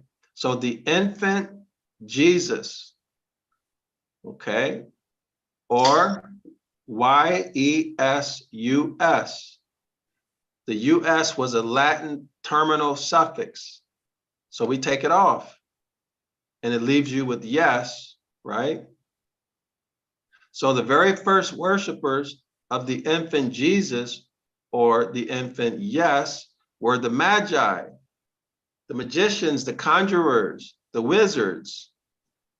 Remember they came with gold, they came with gifts, gold, frankincense, and myrrh. So gold, other gifts, and frankincense and myrrh have always been from times past, from the oldest times, have always been what was offered to the sun. Ancient sun worship. There you go. Ancient sun worshipers always gave myrrh, frankincense, and gold. And why gold? Gold is the color of the sun. Right. Wow. Yes. All right. So the author is saying, here that because these were from ancient times, from the most ancient times, gifts, gold, frankincense, and myrrh from the most ancient times were given in sun worship, given to the deity in sun worship. So we're not talking about JC. We're talking about ancient sun worshiping. Yes, before there ever was a JC, they were given, and now they're being given to JC, which the author is saying, well, you know what? This proves this is the final nail in the coffin. Wow. These gifts that were given, that's what he's talking about. The clincher to the nail driven in a sure place. Okay. That's what he's talking about. So now he's making the bold statement based upon his science that he presented, that the whole story of the gospel, the whole story from the first to the last, was derived from these magi. In other words, the magi made the whole thing up. From the first to the last, the magi made it up. The wizards made it up. The magicians made it up. The conjurers made it up.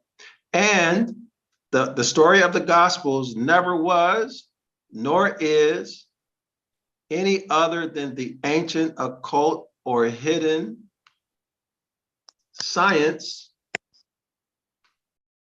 which the Apostle Paul calls the theosophy, or wisdom of the capital God in a mystery. All right, let's look that verse up. Yes. Wow. Okay. Now the YES, would that be like a similar? Would that be looking at like a root word? Yes, without the suffix. Okay, so guys, at Zion Law School, we do that extensively with Ibaryath. Yeah. Yes, it's the root word without. So take the suffix is the US. Take that off, and you get yes. That's what he's saying. Wow. Hold on. He said, I forgot the word I'm looking up. Okay, now I'm afraid to say yes. When people now that I know what it really means. The English language is very corrupted, guys. So yeah, that's really why we need to go back to Ibaryath, you know. It's very corrupted. It have you in deity worship without even knowing it. Theosophy. Okay, it's spelled the way it sounds. Theosophy. Can you see my screen? No, My not web browser? No. Okay. This is really fun. Is it? Am I? Yeah, I'm really having a good time. All right. Oh, I forgot to put in the Apostle Paul.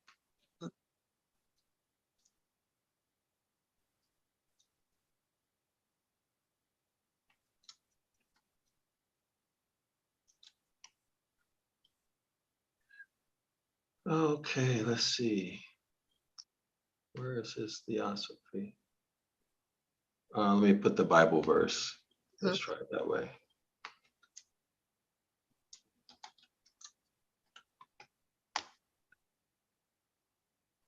What is theosophy? Okay. Okay, theosophy defines the existence of a personal, infinite deity. Oh, is it Romans 3? Is this it? The Bible proclaims all mankind to be in need of capital God's forgiveness, available only through the death of JC. Romans 3:23 through 25. Let's go back to the document and see what the correlation is. yeah, let me make sure I'm on the right. I think he quotes it. We speak wisdom. Oh, Linda, you want to go ahead and start reading from here, and then I'll figure it out as you read.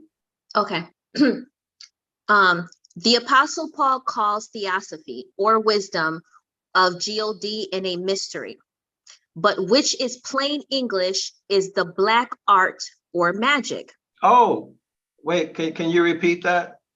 Yes. The Apostle Paul calls theosophy or wisdom of capital God in a mystery, but which in plain English is the black art or magic. Y'all know what black art and black magic is, right? Scholars in the audience. I think it's definitely worth going over a little bit what that is. Because some people may think they know. I mean, I thought I knew a thing or two. And as I've learned, I don't know anything. So, or it's not what I thought. Black science. Mm-hmm. The black, let me rephrase that, the black sciences.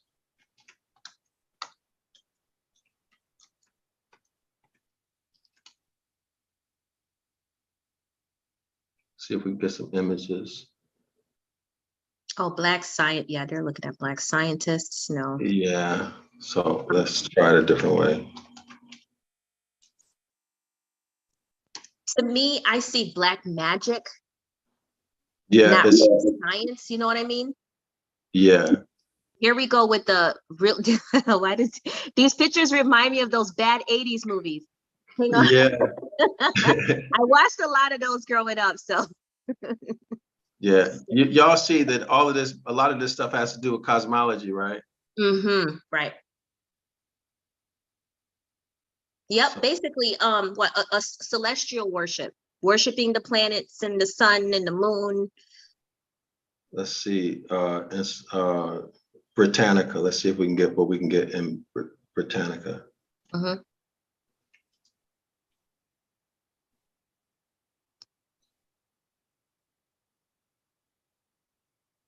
Why do they have all of this race stuff? Maybe I need to go to Google. Let's go to Google. He said black science specifically, or Yeah, black the black science, the black arts. See if let's see what we get. Black sciences and black arts. Okay, I'm gonna look it up as well.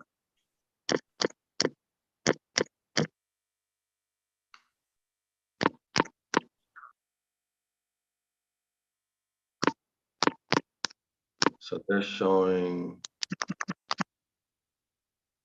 How about if I put occult? Maybe if I they're showing like paintings and stuff, but that's not what we want. Yeah, I think They have it. Black science, occult, maybe. Yeah, maybe I need to put in occult.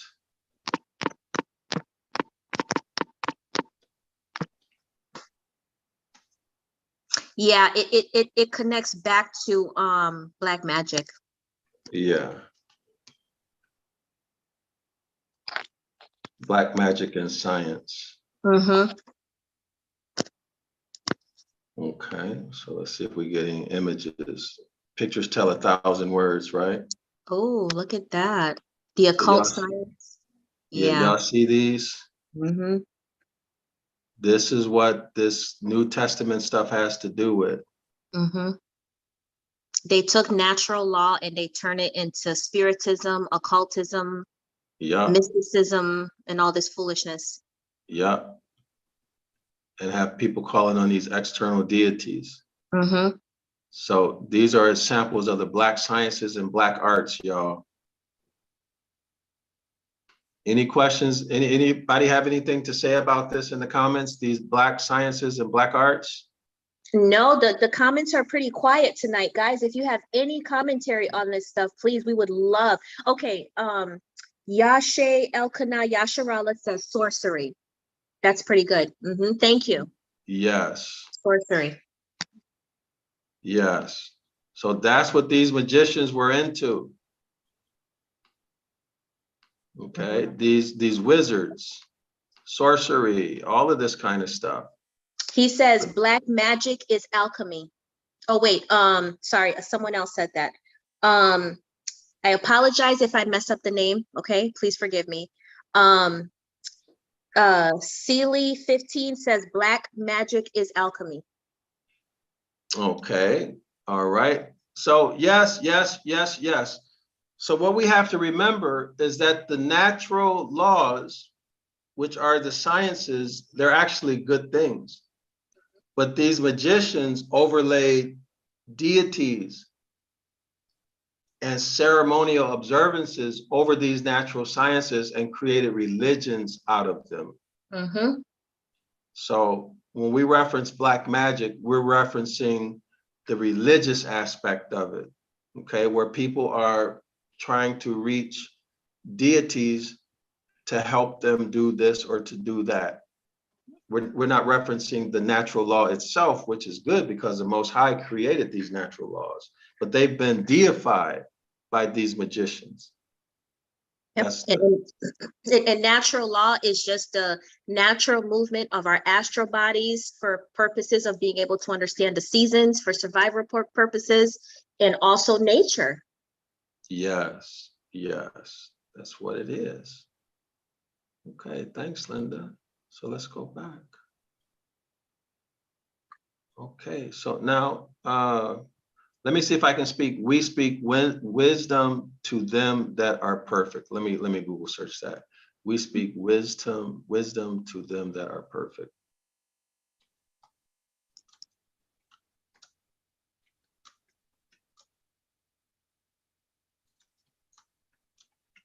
Okay, while you're looking for it, I'm gonna read off Yashe Elkanah Yasharala says, Atwater Crowley crap, and he also says Alistair. Thank you. I think I found it. Let me see. Let me go back to the, we speak wisdom to them that are perfect. Okay, yeah. So let's go. I'm in the Bible Hub scholars, 1 Corinthians 1, 1 Corinthians chapter 2, verse 6. Linda, can you take us through this whole thing? Sure. Okay. Let's see. King James Bible. Howbeit. Mm-hmm. Okay. Howbeit we speak wisdom among them that are perfect. Excuse me. Yet not the wisdom of this world, nor of the princes of this world that come to naught. New King James Version. However, we speak wisdom among those who are mature, not yet the wisdom of this age, nor of the rulers of this age who are coming to nothing. American Standard Version. We speak wisdom, however, among them that are full grown, yet a wisdom not of this world, nor of the rulers of this world, who are coming to naught. Berean Study Bible. Among the mature, however, we speak a message of wisdom, but not the wisdom of this age, or of the rulers of this age, or are coming to nothing. Guys, if you notice that we're reading the different Bible versions, it's because we don't stick with one version, because once you start learning, in Zion Law School, you learn the fundamentals. You're gonna come to realize pretty quickly that all these versions, people are like, I only read from the King James Version. None of that matters when it comes to the original document. And it's actually really good to read these different versions, because that's also going to help you identify Jeremiah 8:8. Okay, excellent. Let's continue.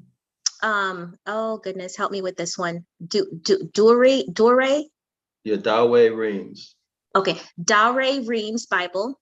Howbeit, we speak wisdom among the perfect, yet not the wisdom of this world, neither of the princes of this world that come to naught. English Revised Version. Howbeit, we speak wisdom among the perfect, yet a wisdom not of this world, nor of the rulers of this world, which are coming to naught. World English Bible.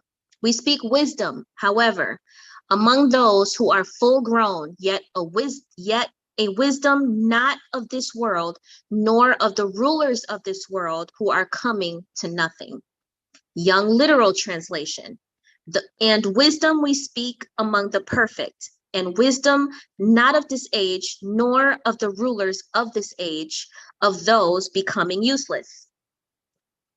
Okay, and let's look at some of the more older, at least maybe one or two of the older versions. So let's see if we can find the from the 1500s.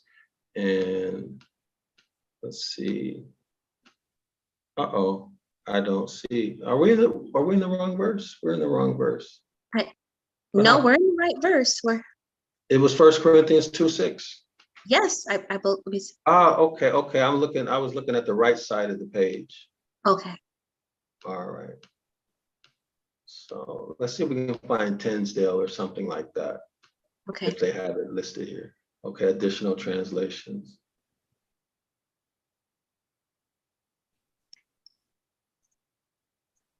I think we are. Why? All right. Oh, Tinsdale, there it is. 15. Let's take a look at this one. Can you go through this one? So Tinsdale Bible of 1526. We speak of a wisdom among them that are perfect, not the wisdom of this world, neither of the rulers of this world, which go to naught. In the Coverdale Bible, 1535. Yep, Coverdale Bible of 1535 says that we speak of is wisdom among the are perfect, not ye wisdom of this world, neither of the rulers of this world, which go to naught. Okay, excellent. And it looks like there's really no difference between these other old ones. Okay, so can you give us your commentary on what we just looked at in the Bible Hub before we go back to the text, Linda? Anything substantially different, or are they pretty much the same? Well, from version to version, it sounds the same. Mm-hmm. But I'm not connecting the meaning just yet. I need you to help me. Okay, excellent. Well, we're going to turn back to the document. He's going to put it together quite nicely. Okay, so can you start with, well, let's go back to this page here so we can have continuity. All right. On the left. Yeah, so let's start with that, with the highlight. That. Where are you? The highlight. Okay. Okay, gotcha. Okay, that the whole story of the gospel from first to last was derived from these magi, and never was nor is any other than ancient, occult, or hidden science, which the Apostle Paul calls theosophy, or wisdom of capital God in a mystery, but which in plain English is the black art or magic. Excuse me. We speak wisdom, we speak wisdom, he says, to them that are perfect, i.e., to the initiated. Who are the initiated? Who are the initiated? To the initiated, those who are initiated in Christianity. Initiated into the priesthood. Oh, into the black priesthood. Yes. Okay. Okay. Yes. Wow. The black priesthood, the dark priesthood. Yes. Jeremiah 8:8. Okay. Okay. Let me process that for a minute. So we have whole human beings that are initiated into the black priesthood, and we know the black priesthood has a hand in Jeremiah 8:8, handling our documents falsely. That's to push correct. Their agenda and their religions. That's correct. They are the magi who created these religions. Wow. So let's go back. They are, let me rephrase that. They are among the magi who created these religions. So let's go back to Jeremiah 8:8. So scholars, this is Jeremiah 8:8 again at the Bible Hub. We're going to look at the Amplified Bible version. How can you say we are wise and the law of the Most High is with us? And we are learned in its language and teachings. The language is Ibaryath. The teachings are the Most High's commandments. Behold, the truth is that the lying pen of the scribes, these are the magi, the black priesthood who have been initiated into the priesthood and given secret or hidden occult science or knowledge. Okay, the lying pen of the scribes have made the law into a lie, a mere code of ceremonial observances. So these scribes, these magi, these wizards created religions. These are the knaves. They're the knaves. Okay, so let's go back to the document. They are the initiates. Okay, so now let's look at what Paul said again. Okay, with the Apostle Paul, or that which the Apostle Paul calls theosophy. What is theosophy? According to Paul, it is the wisdom of capital G-O-D in a mystery. Okay, so now let's read the quote, the scripture. Linda again. We speak wisdom, says he, to them that are perfect, i.e., to the initiated, to them that are up to the trick. Aunt. I didn't read that part. Okay. This guy is a trip. Okay, so wow. Guys, listen, how I look at this is he's saying they purposely trick us. They're purposely tricking us. That's right. Wow. Okay, let's continue. Let's continue. Yet not the wisdom of this world, i.e., not a science of anything historical or that ever really happened, but the theosophy or astronomy in disguise, even the hidden wisdom. Oh my goodness. Wow. Oh my, wow. It's very interesting. Wow. Yeah, you want to make any comment? Anybody want to make any comments or add to the discussion in the chat? Yes, Yashe Elkanah Yasharala says, all of them stated, wait, hold on, I'm sorry, let me go back, excuse me, guys. Okay, Yasharal Elkanah Yasharala says, 666 is melanation, and Sealy 15 says, let me correct myself, real black magic is alchemy. Yasharala, Elkanah Yasharala came back again. He says, all of them stated perfect, except one said useless. Okay, all right.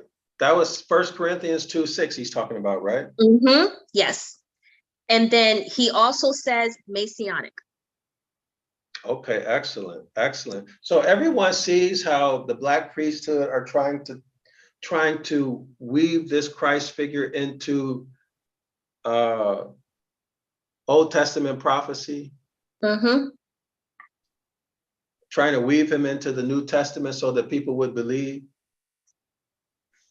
Okay, so let's continue.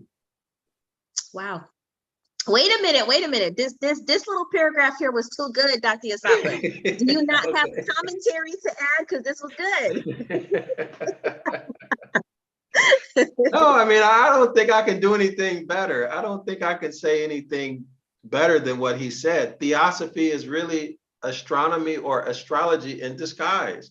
This is the hidden wisdom. This is Jeremiah 8:8. Wow. We see it beginning, it began during Jeremiah's day when he was a young man. That's when he wrote Jeremiah 8:8.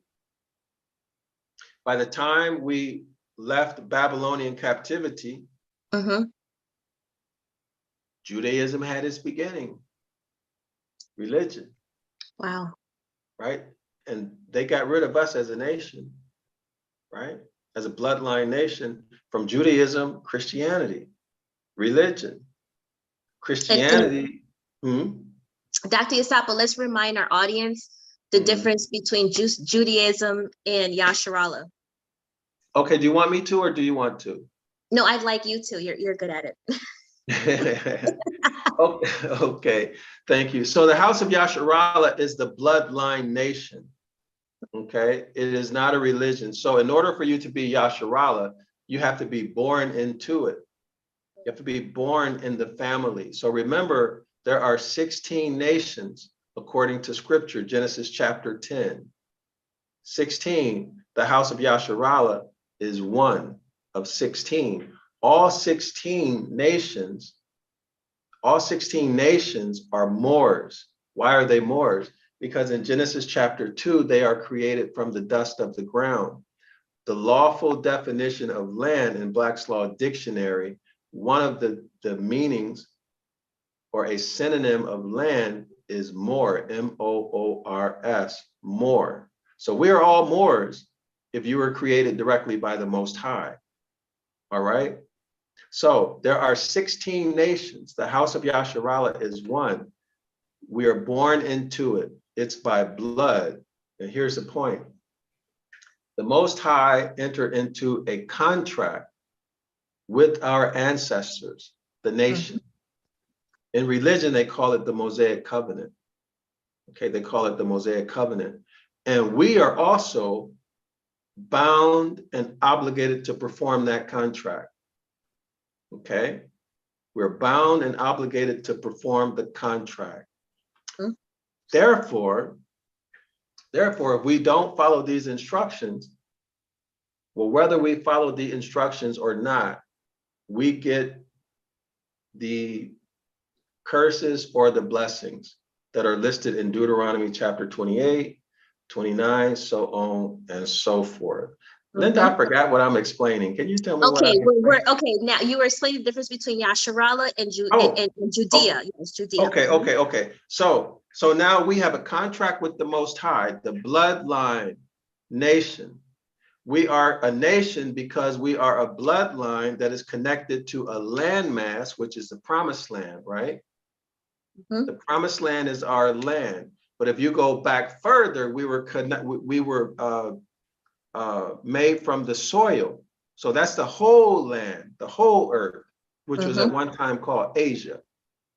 Okay, but in terms of our national land, the borders of our nation, okay, that's the promised land. And we have a common language, which is Ibaryath, common culture, common economy. And these things are governed by the contract that we have with the Most High, which is different from the other 15 nations. It's unique to us, the house of Yasharallah. It's different from Judea in what way? Judaism is a religion. Right. Anybody can join it. So you have to join it.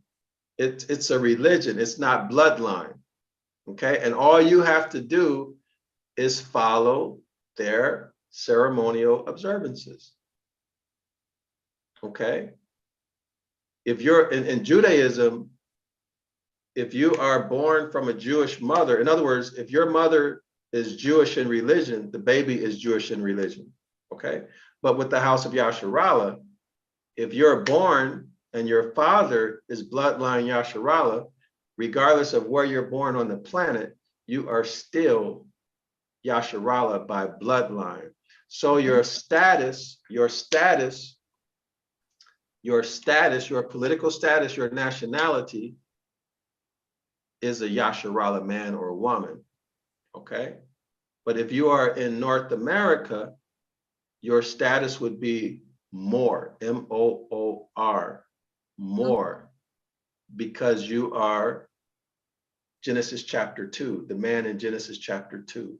I hope, is that clear? Yep, that's clear. And guys, just to emphasize, Judaism is not related to bloodline. It's basically joining a religion. Yes. Right? That's all it is, joining a religion and observing their practices. That makes you, and then a lot of Jewish people, they don't even observe the Jewish customs and practices, right? Okay, Dr. Yasapa, okay, Yashe Elkanah Yasharallah, I'm gonna mention the comments prior to this, but I wanna jump to the question you just asked. He just asked, does that include Edomite nation of the 16? Edomite. Oh, no, because if you go to Genesis chapter 10, you won't see Edom.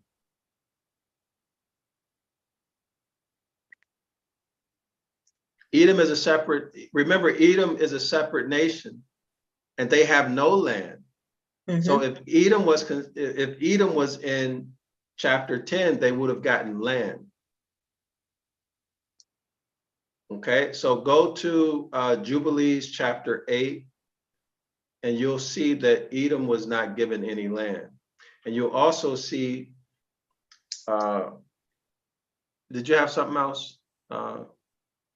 No. I mean, he has a couple of comments before that I want to mention, but I wanted you to answer this question first. Okay, yeah, so no, Edom got no land. He's not in Genesis chapter 10 and not in Jubilees chapter 8, where the land was given out in land allotments, okay, to Japheth, Shem, and Ham. He's not there. He has no land. That's why he's a vagabond.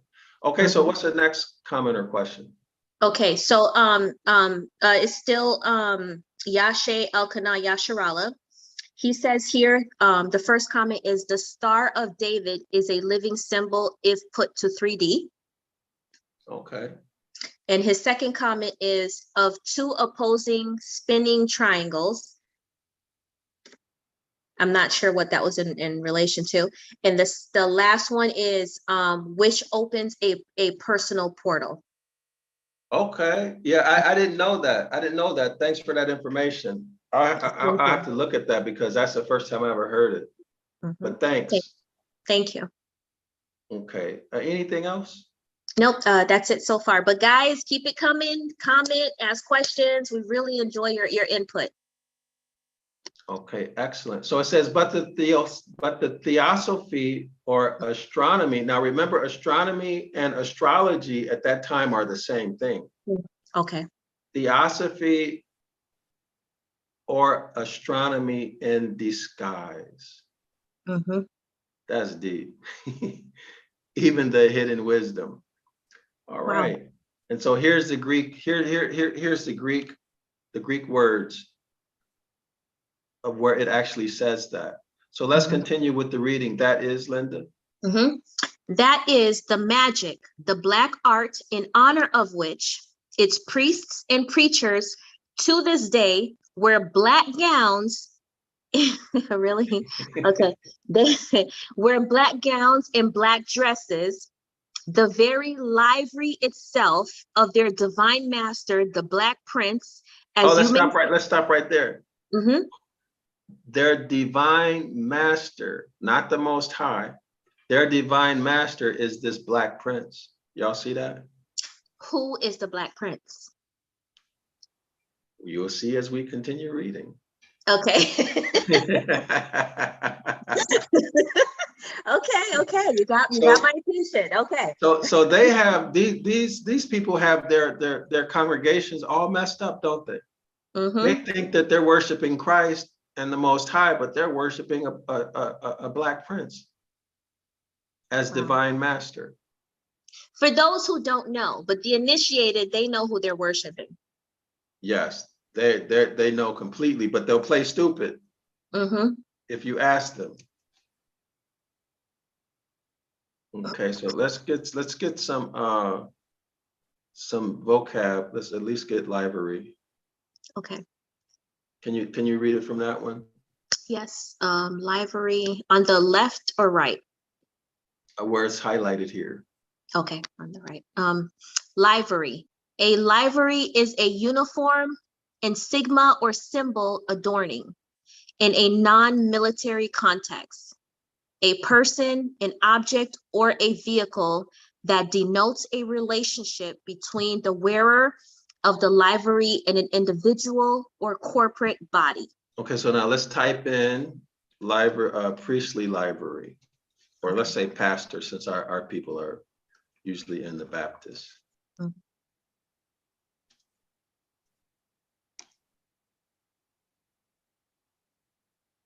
Let's see. So here we see, oh, that looks like Masonic stuff, right? Yes, it does. I was just about to say that. Wow. Why don't they have priest? Pastor. I did type in pastor, didn't I? You did. I maybe try priest. That might work better. Okay.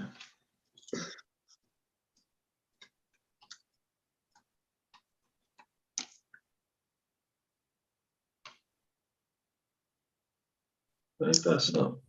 Maybe rabbi. I'm gonna go to Google. Okay.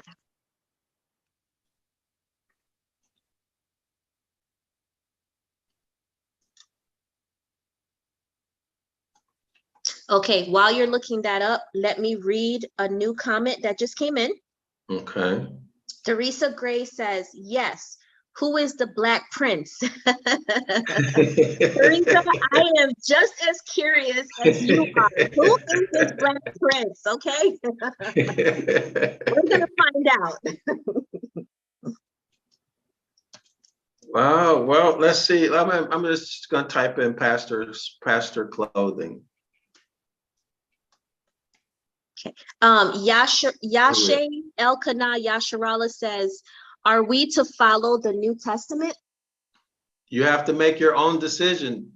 Yep. Oh, go ahead, Linda. I'm sorry. I didn't mean to cut you off. I agree. Go ahead. Yeah. What we do in Zion Law School, we present information and we teach you principles and concepts and skills, and we help you practice and learn linguistics, etymology, so on and so forth, how to translate text, how to render, but you have to make your own decisions on what you're going to think, do, trust in, believe, so on and so forth. Zion Law School is not a religion. It's not a camp. And I'm not a religious leader. I'm a professor, okay? So Zion Law School is a university. So you have to use the information and make your own decisions, intelligent, informed decisions. So now we're looking at the priestly library. See, it's black, right? Okay. Wow. Well. There we go. See, black, the black arts. Okay. All right. So we see them. We see the black robes. I remember the pastor wearing black robes when I was a little boy. Oh, really? Uh-huh. They used to wear a black robe. You know, like your graduation robe? They used to wear robes like that when I was little. Okay, so let's go back to the document. Okay. This is getting hot, ain't it? It sure is. Listen, Teresa, I'm right there with you. I'm ready to find out who is the Black Prince. Where did we leave off? Okay. Yep. I got it. Let's Google. Let's Google. Well, no. I don't know, because I don't want to get let's let the author develop it. I don't want to introduce something that he doesn't discuss. Okay. So let's continue. So the very library of their divine master, the Black Prince, continue. as you may see by dissecting the word gospel into its radicals, that is, capital G-O-D, spell, the spell, charm, or magical incantation by the repetition of certain words, of which, with your eyes shut and putting your body in the shape of a constellation Orion, one knee up, the other thrust from you, and the hands collapse together thus. It was believed that the power of the omnipotence would be bound to attend the conjuration. Did I say that right? Yeah, so let's look up power of omnipotence. Okay, so this sounds like some type of ritual. Yeah, yeah. In order It's an incantation. Right. So as a matter of fact, let's look that up so we have a precise meaning that we're working with. Okay, incantation. The meaning of incantation, according to Merriam-Webster's, is a use of spells or verbal. Oh, can y'all see my screen? Mm-hmm. Okay, so incantation, according to Merriam-Webster's, the use of spells or verbal charms spoken or sung as part of a ritual of magic. Wow. Also, a written or recited formula of words designed to produce a particular effect. This is Christianity. Wow. This is Christianity. What was the other word? Let me go back and take a look. I was going to say omnipotence. Omnipotence. Yeah. Omnipotence. Mm-hmm.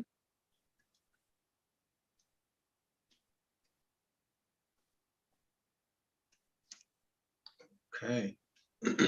Omnipotence, of or having unlimited power or authority. So these dudes are on a power trip. Okay, doesn't that sound familiar, guys, with our colonizers? Were they not on a power trip? Yeah. Wow. It was believed that the power of omnipotence would be bound to attend the conjuration. So that guy was doing that conjure to get unlimited power. Okay, Dr. Yasapa. Yes. If we're conjuring, that means we're conjuring an entity. Yes, that's what they're doing. Yes, of course. The divine master, the Black Prince. Ooh. Wait a minute now. Oh, wow. This is deep. Okay. See, you see right here, God's spell. Ah, okay. That's what they're doing. The spell, the charm. Mm-hmm. It's a magical incantation that they would repeat. They would repeat certain words, right? Those certain words are whatever the words are that make up this God spell or charm. Wow. And they would close their eyes. They would do it with their eyes shut. Okay, they would put their body in the shape of the constellation Orion. Mm-hmm. With one knee up, the other knee going toward the back. See, the other knee thrust from you. Wow. And hands, they would clasp their hands together, probably like they're praying. And now that I thought about this it, you know sounds how like a yoga pose. Could be, I don't know. You know what it's called? We can check it. I'm not sure, but it does sound like a yoga pose. Mm-hmm. That's interesting, yeah, because, okay, yeah.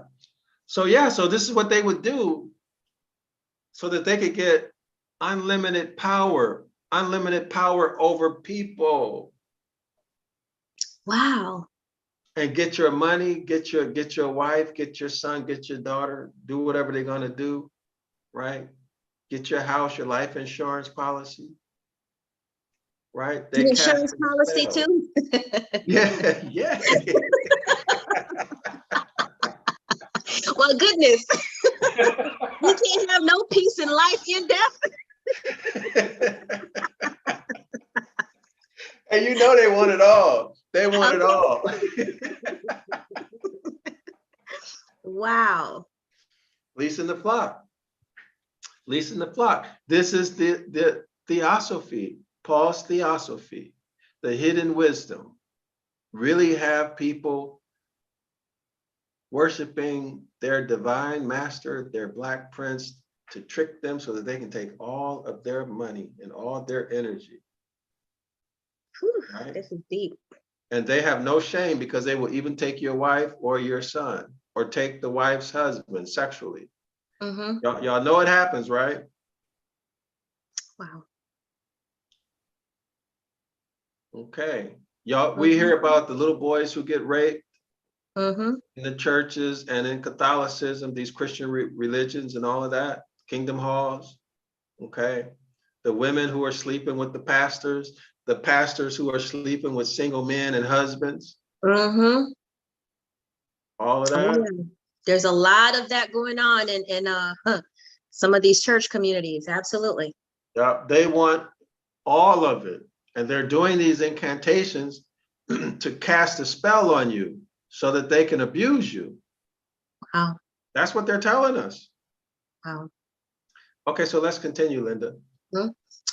Okay, But you know what? This explains why that stuff goes on and the people don't leave, right? Because they're under a spell.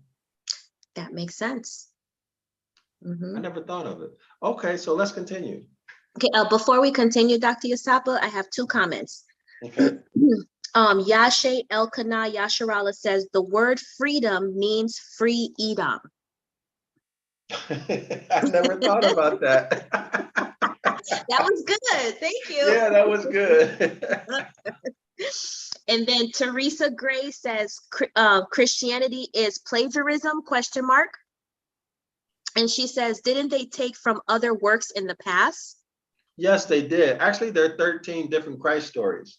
But this author chose to mention the one from the Bhagavad Gita or something like that, Pura, which was written about 1700 years or more before the Christ figure in the New Testament was born. But later on in this document, he goes into your comment also. Yes, Teresa, if you when you get a chance, when you go back into the video, you'll see that we mentioned that part. And also our commenter Yashe Elkanah Yasharala also commented the same thing. If you scroll back. And then she says one more thing here. It says crypto means hidden. Yes. Okay, thank you for that. So now let's get into it. Linda, let's continue. Okay. The founder of this dark science or black art are universally admitted to have been these magi. And our Christian antiquaries, did I say that right? Yes, let's look it up. This is fun. I'm having a really good time. I hope you guys, you scholars in the audience, I hope y'all having as much fun as I am. I'm really enjoying this, Linda. Are you? Yeah, yeah. Sorry, I mean, the content. I work a lot, so when I get a chance, I'm on here with you. So. Yeah, I appreciate that too. Okay, so here's our word: antiquaries, an expert. Oh, okay, go ahead. Antiquaries, an expert on or student of antiquities, a collector of antiquities. So that's old stuff, right? History. All right. Okay, Dr. Yasapa, before we continue, let me highlight the next comment here from Yashe Elkanah Yasharala. He says, and when the person places the mark on their neck for JC, what is the real meaning? I don't know. Yeah, I don't know. I haven't heard of that. So I'm not deep into astrotheology. And when I left Christianity, I never looked back. So yeah, I don't know. I can't answer that question. Maybe somebody else in the chat knows. They can answer it. Okay, Linda, let's continue. Okay, starting with the founders. Okay. The founders of this dark science or black art are universally admitted to have been these magi. And our Christian antiquaries are proud to quote the celebrated passage from the Zenda Avesta of the Persian Zoroaster, which is found so strikingly coincident with the pretend visit of these Eastern magi to the stable of Bethlehem. Should I continue? Do you mind if I read that again? Yes, please. I kind of screwed that up. No, you didn't. The founders of this dark science, that's the theosophy, right? Mm-hmm. That's secret wisdom. Or black art are universally admitted. That means nobody denies this. Everybody acknowledges it. Mm-hmm. Okay. They are the magi, who are wizards. Okay. Mm-hmm. Wizards are male witches. And our Christian antiquaries, Christian historians, are proud to quote the celebrated passage from the Zenda Avesta of the Persian Zoroaster. So this is another what? Another religion. Okay, did not know that. Okay. So this is an answer to our sister's question. Mm-hmm. Okay, which is found so strikingly coincident with this pretended visit of these Eastern magi to the stable of Bethlehem. Okay, so he tried it. Yes. He said they pretended to visit. Yes. Wow. All a made up story. Wow. Right. They're actually magi, but we saw that they're even referred to as kings to try to link them to Psalm 72. Mm-hmm. Right. And Psalm 72 might be Jeremiah 8:8. I don't know. I never checked into it. Right. Right. Okay. So let's read the Bible quote. You want to continue, Linda? Mm-hmm. You, my children, said, the great magician, am I right? Yes. Shall be first honored by the manifestation of that divine person who is to appear in the world. A star shall go before you to conduct you to the place of his nativity. And when you have found him, present to him your oblations and sacrifices.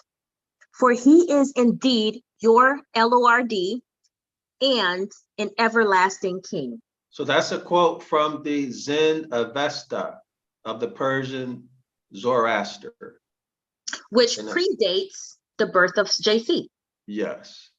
So that quotation is taken from Berter's Oriental Customs. Wow. Okay, excellent. So that's clear, right? That's a clear. It's the same story. Yes. Okay, let's continue. Okay. The apostolic father Ignatius, Bishop of Antioch, in the fourth of his epistle to the Ephesians, after admitting that the virginity of Mary and he who was born of her, as also the story of his death, were the subjects of his black art, or hidden. were the subjects of this black art. Yes, of this black art. Sorry. Or hidden science. So this is a church father, y'all. Wow. This is an apostolic father who admits that the virginity of Mary, father of the so-called JC, and the story of his death is a story of the black arts. Let's highlight the fact that this father here was a bishop, okay, of the Antioch. There you go, a bishop of Antioch. In the fourth letter to the Ephesians, y'all see that? Mm-hmm. Wow. Okay, that's right out of the horse's mouth. Mm-hmm. Now, this is hidden, right? Hidden science. See the hidden science, and continue. Wow. Wait, where are you? Hidden science at the top of the page, right? Okay, I'm sorry. Okay, I was on the left side. Okay, hidden science and done in secret by capital God. Asks. So that means that everybody knows but us, right? Because the Most High, they're saying that the capital God did it in secret. Okay, but they know, but the congregation, the people don't know. Okay, continue. Asks and answers himself. How then was our Savior manifested to the world?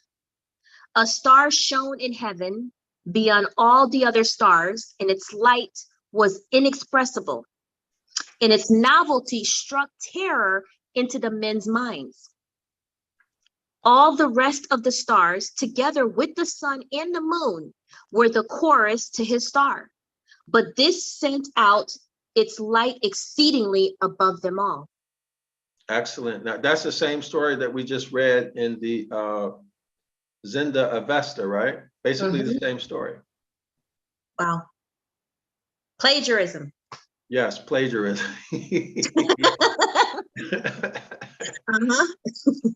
Yes. Okay, so let's continue. While in the gospel quoted by St. Paul under the title of the Gospel of the Circumcision, we are instructed not merely that the star came and stood over the stable where the young child was, which was certainly very polite of him, but that he actually walked into the stable. And behold, it was all filled with lights, greater than the lights of lamps and candles, and greater than the light of the sun itself. Okay. Really? You want to make any comments on that?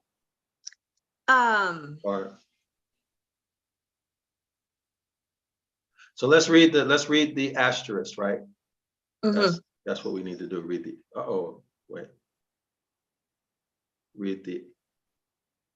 wait a minute.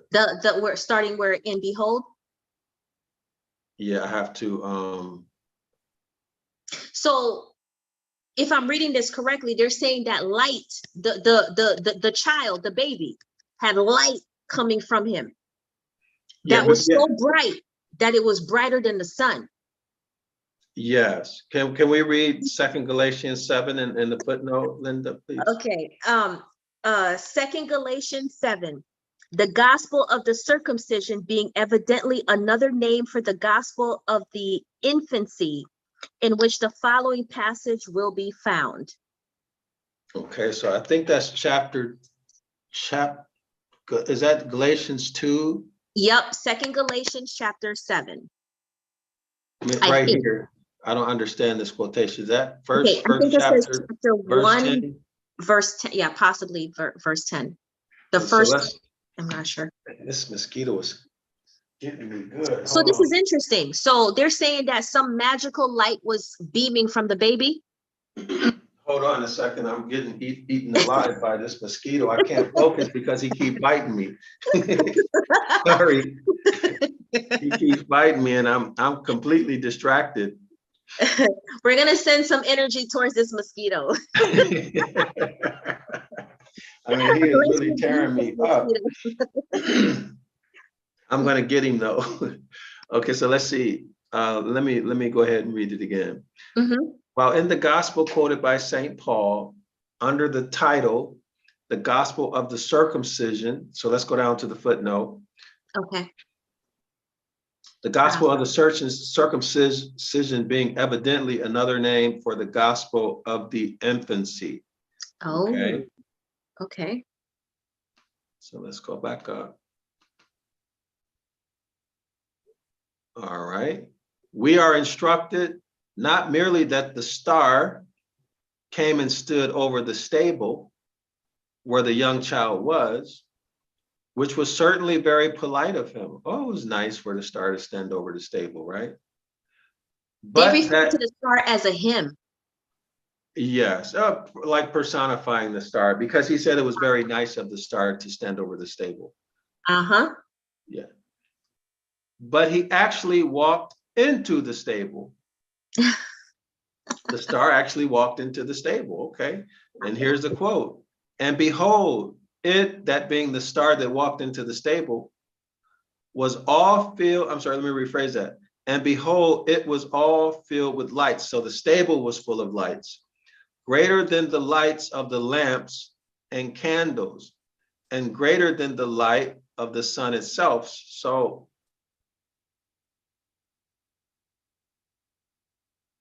Okay, talking so about was the it the Christ figure? star or was it the baby? That's what I'm thinking. It looks like it's not clear to me. Okay, so if we're personifying and worshiping stars, are they saying that the star personified itself and walked into the manger and shined bright?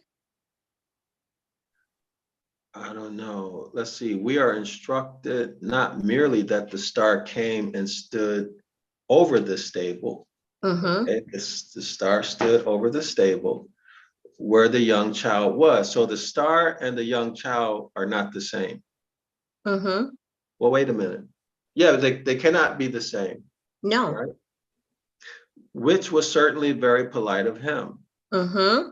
But that would be the star, actually walked into the stable, quote, and behold, it, that would be the stable, was all filled with lights.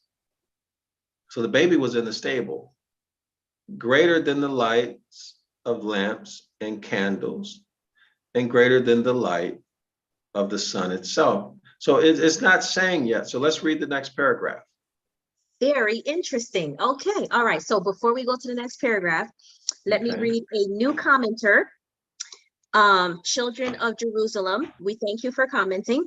He says here, or he or she, I'm not sure. Commenter says, the Christ story and the false New Testament are completely made up. It's certainly, this author is certainly making a strong case. Yep, he is. Wow.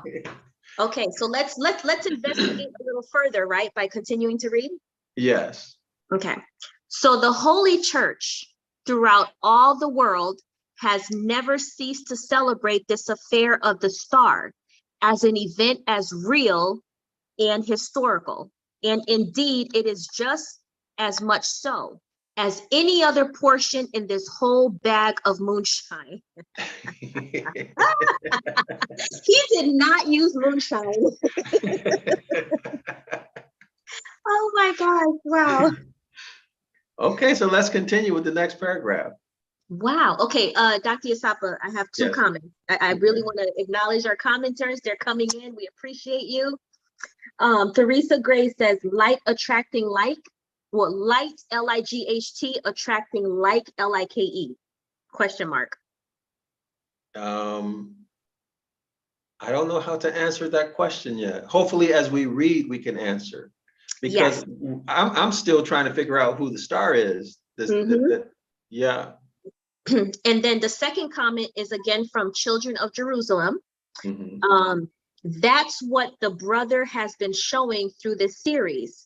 The stories in the false testament never happened. It's sun worship and a tool used to get the real Israelites to worship another God. Yes, and let's show the scripture, and actually this is critically important. Critically important. What the commenter just said is critically important. Yep, thank you so much. Yashe Elkanah Yasharala, thank you for your comment. Teresa Gray and Child of Jerusalem, we really appreciate you guys coming in and commenting and asking questions. Yes, indeed. Yes, indeed. So we're in the NIV only because it's at the top of the Google search. We're in Exodus 20. This is the 10 Commandments. So Linda, would you like to read, please, verse 1 through 3? Yes. Okay, Exodus chapter 20, verse 1 through 3. And the Most High spoke these words. I am the Most High, your power. who brought you out of Egypt, out of the land of slavery. You shall have no other powers before me. Okay, and your commentary, please. In relation to the verse? Yes, just explain what the verse means, please. Okay, so the very first commandment was the Most High letting us know, listen, he brought us out of Egypt, out of the land of slavery.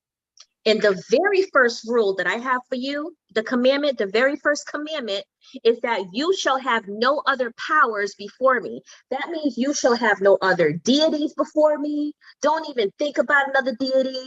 Don't even look at their way. Don't even think about them. Don't even speak their name. Stay truthful to me. Period.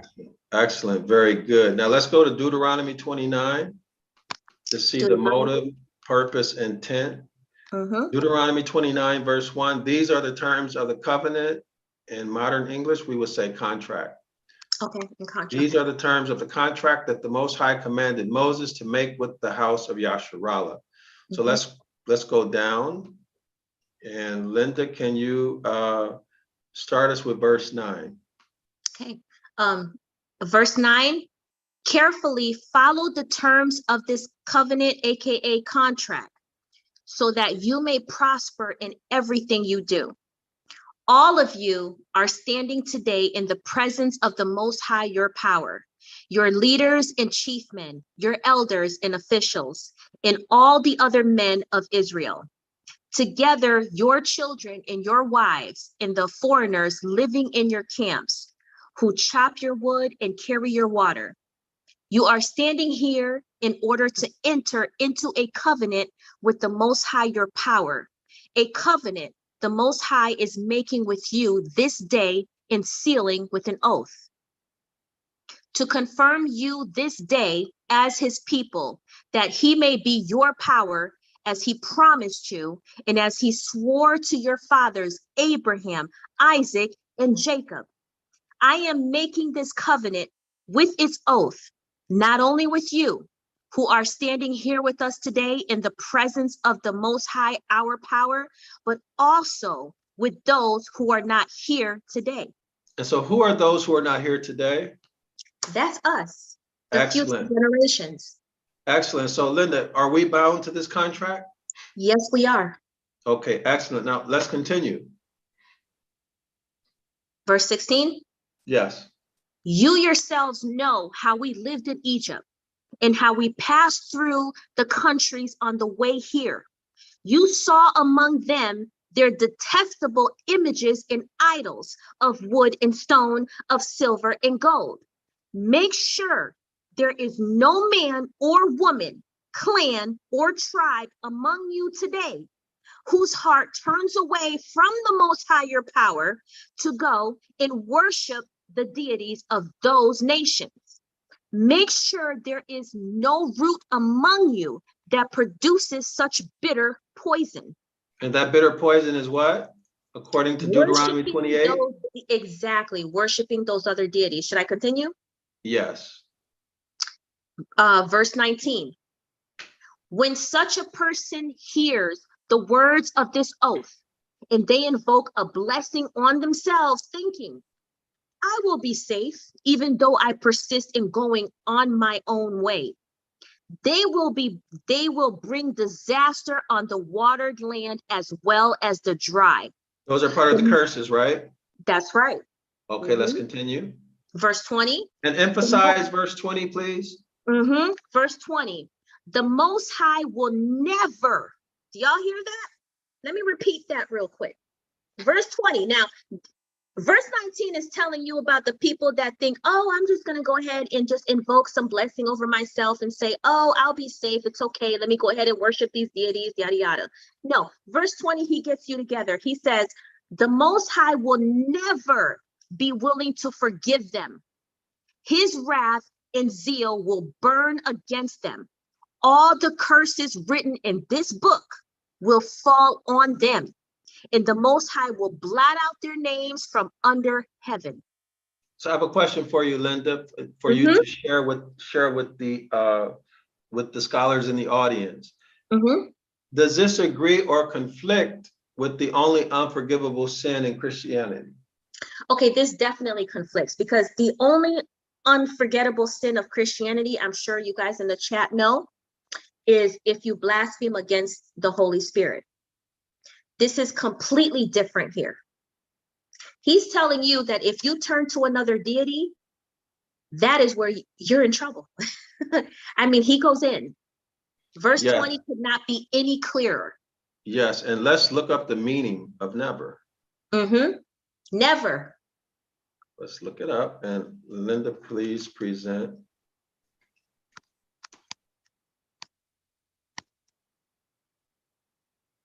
Okay, the never, the definition of never, the meaning of never is not ever, at no time. Okay.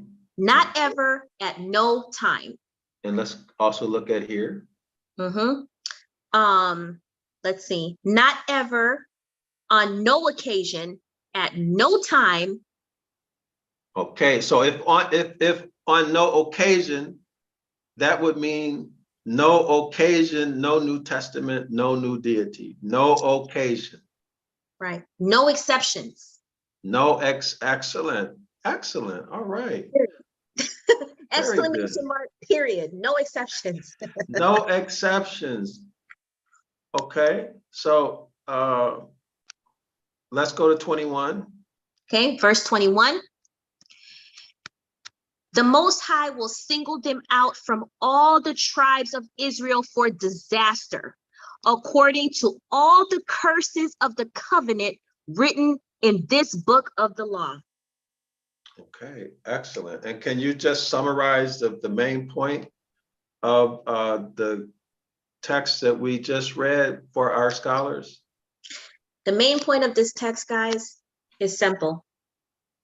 Do not turn and worship any other deities, period. This includes the JC character. The Most High didn't talk about a son or anything like that in in Old Testament. Don't turn away. Don't go off following some other deity in New Testament. He was clear. He told you what will happen to you if you do. And yes, Teresa, I see your comment. Never, period, never. Excellent. So, Linda, can you tell the scholars in the audience why they are doing everything that they can to get us to follow these other deities? In other words, in consideration of our last commenter's comment. Yes. So they're getting us to worship other deities and go against the contract because they want to keep us in a perpetual state of being under the curses. By being under the curses, that means they have dominion over us. They have control over us.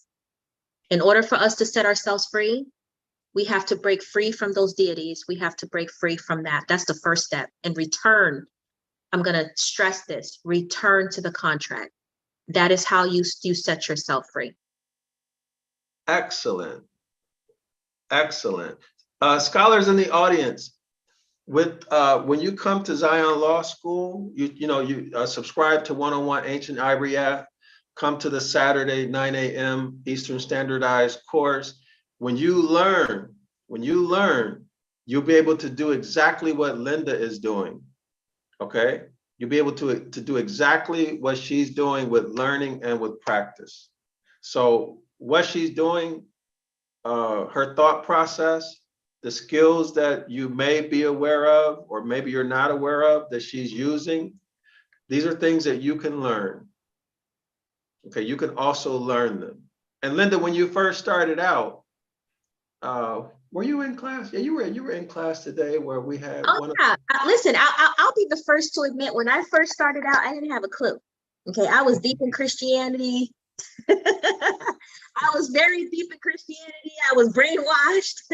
And you couldn't tell me, not to worship JC. Okay, JC came and died for me back then. Okay, but once I joined Zion Law School, and first things first, we went through the 101 Ibaryath I started to learn about linguistics. I started to learn about etymology and so on and so forth, and began to free my mind and began to read and understand the originality of the text. I began to understand what I was doing, where I was wrong. And I can tell you today, I am free. I am so thankful to the Most High. I'm thankful to Zion Law School, because today I'm living a more prosperous life because I've returned to the contract. Because remember, the contract is the curses versus the blessings, right? So we want to get back to the blessings, Yasharalas. We want to get back to the blessings, and there's a way. Yeah, And Zion Law School is that way. You will learn. There's no in between, right? There's no in between blessings and curse, one or the other. No. Okay, so the in between you're talking about is exactly what we just read, invoking a blessing over yourself and saying, oh, the Most High knows my heart. He knows who I'm talking about. He knows who I'm referring to. No, he doesn't. He is very clear cut. I mean, he is very clear on what you are not to do. You know so what, there Linda, is no in between. That is an excellent point, because there are a lot of people. I know somebody who have that frame of mind. They make light of it. That's an excellent point you just made. All right. Okay, so let's continue. Okay, wait. We have a couple of comments. Hold on. Okay. Teresa Gray, I appreciate you, sister. Okay. She says, so other deities do exist. Is the competition ? No, it's not a matter of competition. Linda, do you want to answer it, or do you want me to answer it? Oh yeah, it's definitely not a matter of competition. Especially when you know who the Most High is and his reputation and who he is and what he does. There's no competition. These are just lesser deities. Dr. Yasapa, if you want to take over. Yeah. Okay, so the Most High created us with everything we need to live a prosperous and successful life. We don't need an outside deity. He gave us everything built in, and we can actually create our own reality, right? We can create our own reality. We're built like that. So let's make a simple story. Let's say you give your child lunch money, right? And then you find out the principal calls you up and tells you, your daughter is begging the teacher for lunch money. But you gave your daughter, let's say you gave your daughter $20 for lunch, right? But she's begging the teacher to buy her something that costs 50 cents. How would you feel? Right? So the Most High, because he created us with everything, literally everything, and I'll use a popular term, to manifest, to obtain, to do, be, have, whatever we want. All we have to do is acknowledge that we have these faculties, built-in gifts from him, and use them. And we can get whatever we want. But instead we go begging some demon. Y'all follow me? To do something we could do for ourselves, if we would only get to know who we are and be ourselves, right? It was offensive to the Most High for you to go call on some deity, especially a hybrid, right? One of the fallen angels. Y'all know what I'm talking about? You go call on one of them to help you do something, right? So it's disrespectful to the Most High. It has nothing to do with competition. Is that clear? And just to add to what you're saying, Dr. Yasapa, when you call on these deities, don't you notice that there's always a sacrifice that has to be made? There's always some level of suffering that's involved. Whereas the Most High just simply tells you, return to the contract. Christianity tells you that the contract, no one can keep the Mosaic laws. That's a lie. I can tell you right now that when you go to Zion Law School and you learn the linguistics, you learn about the grammar, the etymologies, and you break down those words, you understand the worldview, the differences. It is easier to come back to the contract than to stick to Christianity that's teaching you about morals. It sure is. It Okay, sure it's is. so much easier to just follow the contract. You don't have to suffer. You don't have to sacrifice. You just follow the contract and utilize the creative power and the faculties that the Most High already created us with. Yes. Linda, can you present this verse, please? Yes. Psalms 82, verse 6, New International Version. I said, you are powers. You are all sons of the Most High. Okay, so why would we need to call on an external deity? We don't need to, because we are our own creative powers. Right.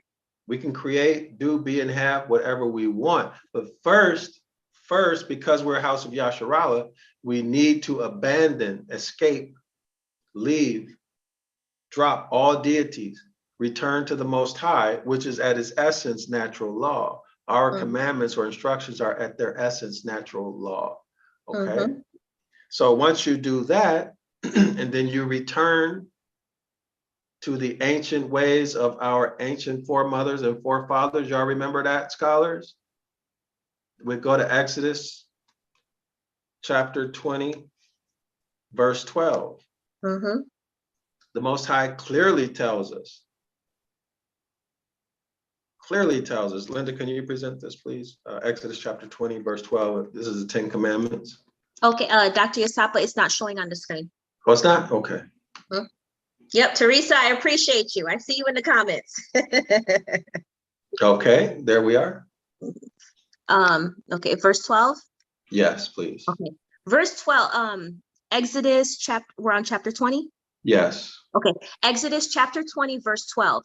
Honor your father and your mother, so that you may live long in the land that the Most High your power is giving you. Okay, so this is all we have to do. What is this honor? Remember, our ancient foremothers and forefathers entered into a contract with the Most High. Linda just read about it, right? So by honoring, we honor our ancient foremothers and forefathers by honoring the contract. Right. Right? We just read that we are bound to the contract. Okay, this is one way we honor them, right? In other words, we follow the Most High's instructions. Now, this also has to do with what? Our men and women, our elders who are amongst us today, right? It also has to do with them. But very importantly, it has to do with following that contract that we just read about in 29, Deuteronomy 29. That's right. I don't need to show it, right? Everybody should remember that, right? Dr. Sapa, can I add one thing? Yes. What I have found from personal experience, coming out of Christianity, like when I was praying to an external deity, I used to sit around after a prayer and just hope that my prayers would get answered. So I felt powerless. Yeah. I felt like I was dependent on something outside of me. And by returning to the contract, the Most High, just like that verse just said, that ye are powers of, from the Most High, I realized, okay, I'm not powerless. I can create. I just got to return to the source, which is the contract, the Most High, and follow his instructions. Natural law, do no harm. That's right. And everybody should think, if you want to make a cell phone, can you make a cell phone with using religion? No, but you can make a cell phone if you learn electronics, right? If you learn engineering, if you learn coding, right? You learn all these sciences, you can make a cell phone. You can even build an airplane, right? You can make all of these things. But if you're under the spell of Christianity, you'll be waiting for somebody to do something for you and you'll feel powerless. Mhm. Okay, so, all right. So let's go back to the document. Anything else in the comments? Nope, not yet. Guys, please feel free to comment. We really appreciate the comments and the questions.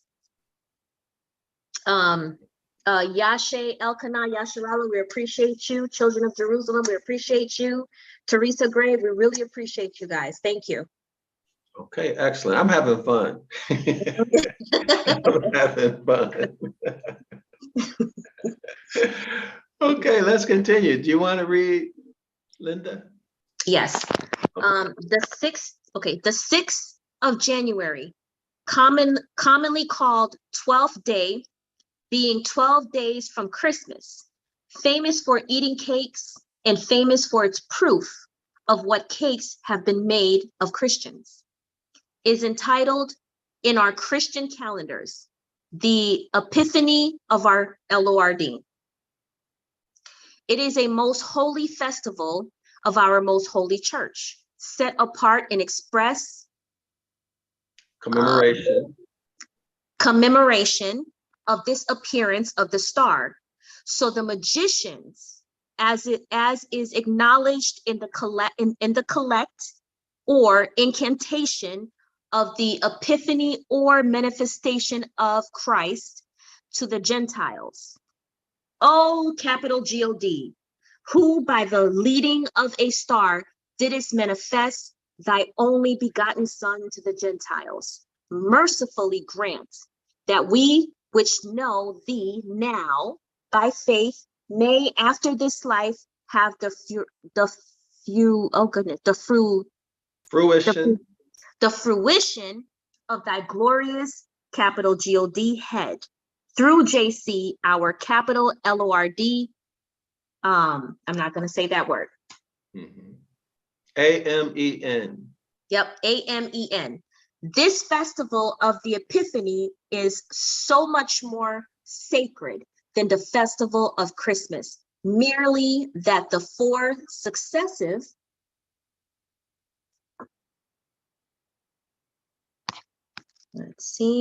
Sundays which follow it are entitled first, second, third, and fourth Sundays after Epiphany.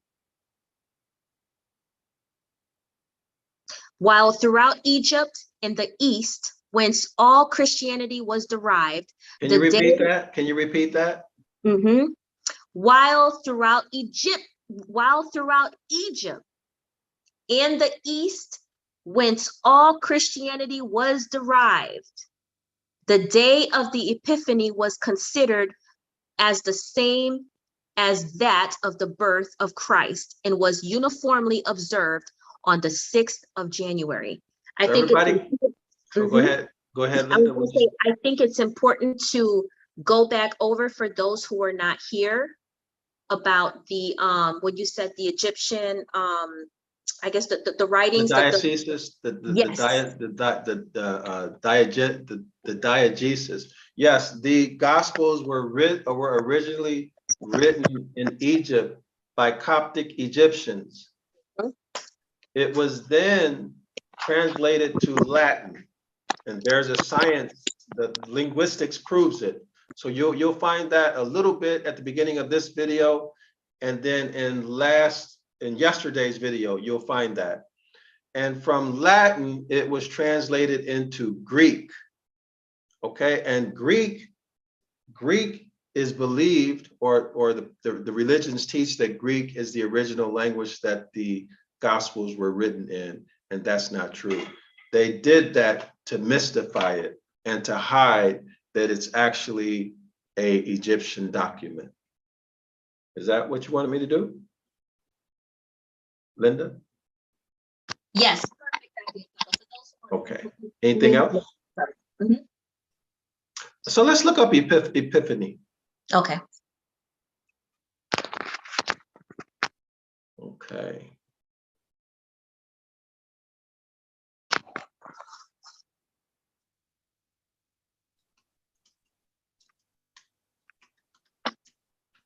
Can you see my screen? Yes, I can see it. Okay. Epiphany. Let's see. Well, let's read it over here. Okay, on the left, on the right. Okay. Epiphany, also known as Theophany in the Eastern Christian traditions, is a Christian feast day that celebrates the revelation of capital G-O-D incarnate as JC. So in this case, the capital G-O-D and the JC are the same. Mm-hmm. Okay. So in Western Christianity, the feast commemorates principally the visit of the Magi to the Christ child, and thus JC's physical manifestation to the Gentiles. Okay, let's go back to the document. All right, let's continue. Okay, wait a minute, Dr. Sapoli. We have a question in the comments, and this is a good one. Okay, so this is by Teresa Gray.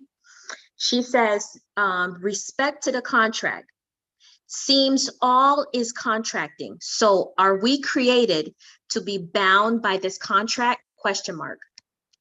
Well, the contract is natural law. So let me ask you the question. What will happen if you go outside and jump off of a bridge that's 30 feet high? What's going to happen to you? And why? The law of gravity will pull you to the ground, and your body will probably splatter. Your life will be terminated. Or if you happen to survive, most likely you'll be paralyzed, right? And let's say when you go outside, if you jump up or if you walk, are you going to float up into the sky 100, 200 feet? No, because the law of gravity keeps you down, right?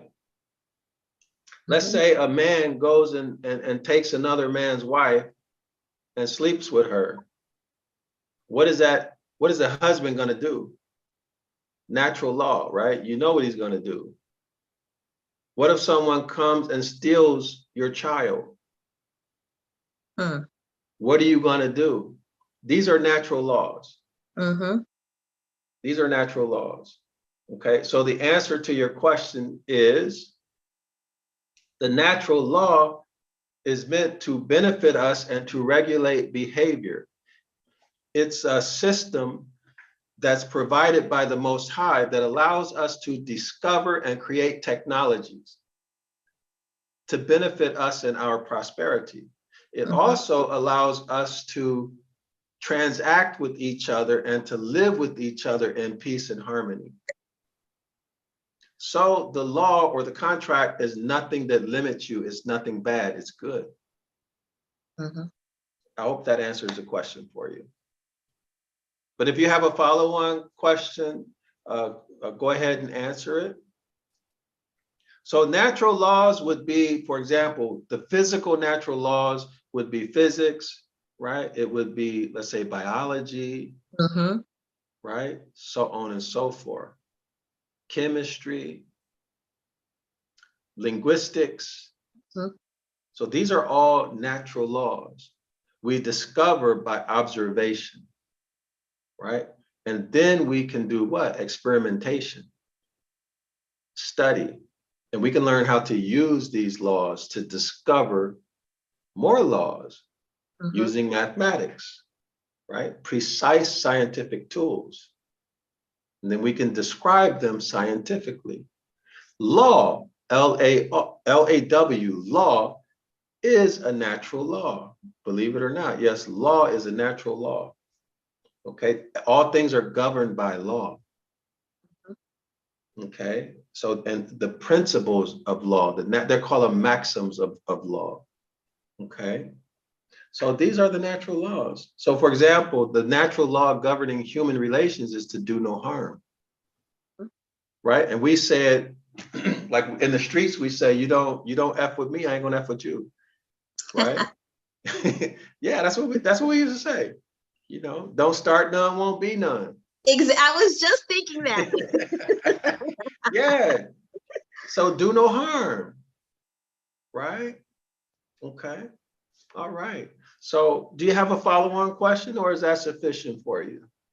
Okay, so she writes a follow-up question. It says natural law, like the birds and the bees, etc. Who interprets natural law? Question mark.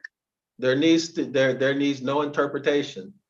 If you go against natural law, you'll suffer. So for example, again, what's going to happen if someone goes out and takes another man's wife, daughter, or son? What's that man going to do to him when he catches him? Or if he notices what's going on before it happens, right? He's gonna, y'all know what I'm saying, right? Y'all know what I'm thinking. I don't want to mess the video up. For a better word, he's gonna bleep a cap in that bleep. Right. Right. Right, yeah. Yeah, and another one, we have a right to self-defense. See, actually, if you come to class on Sundays, Saturdays, 9 a.m. Eastern Standard Time, we will actually go through natural law in the Constitution, in the US Constitution, and in treaties. It's there. Is another natural law. Gold and silver are the only things that pay off a debt, right?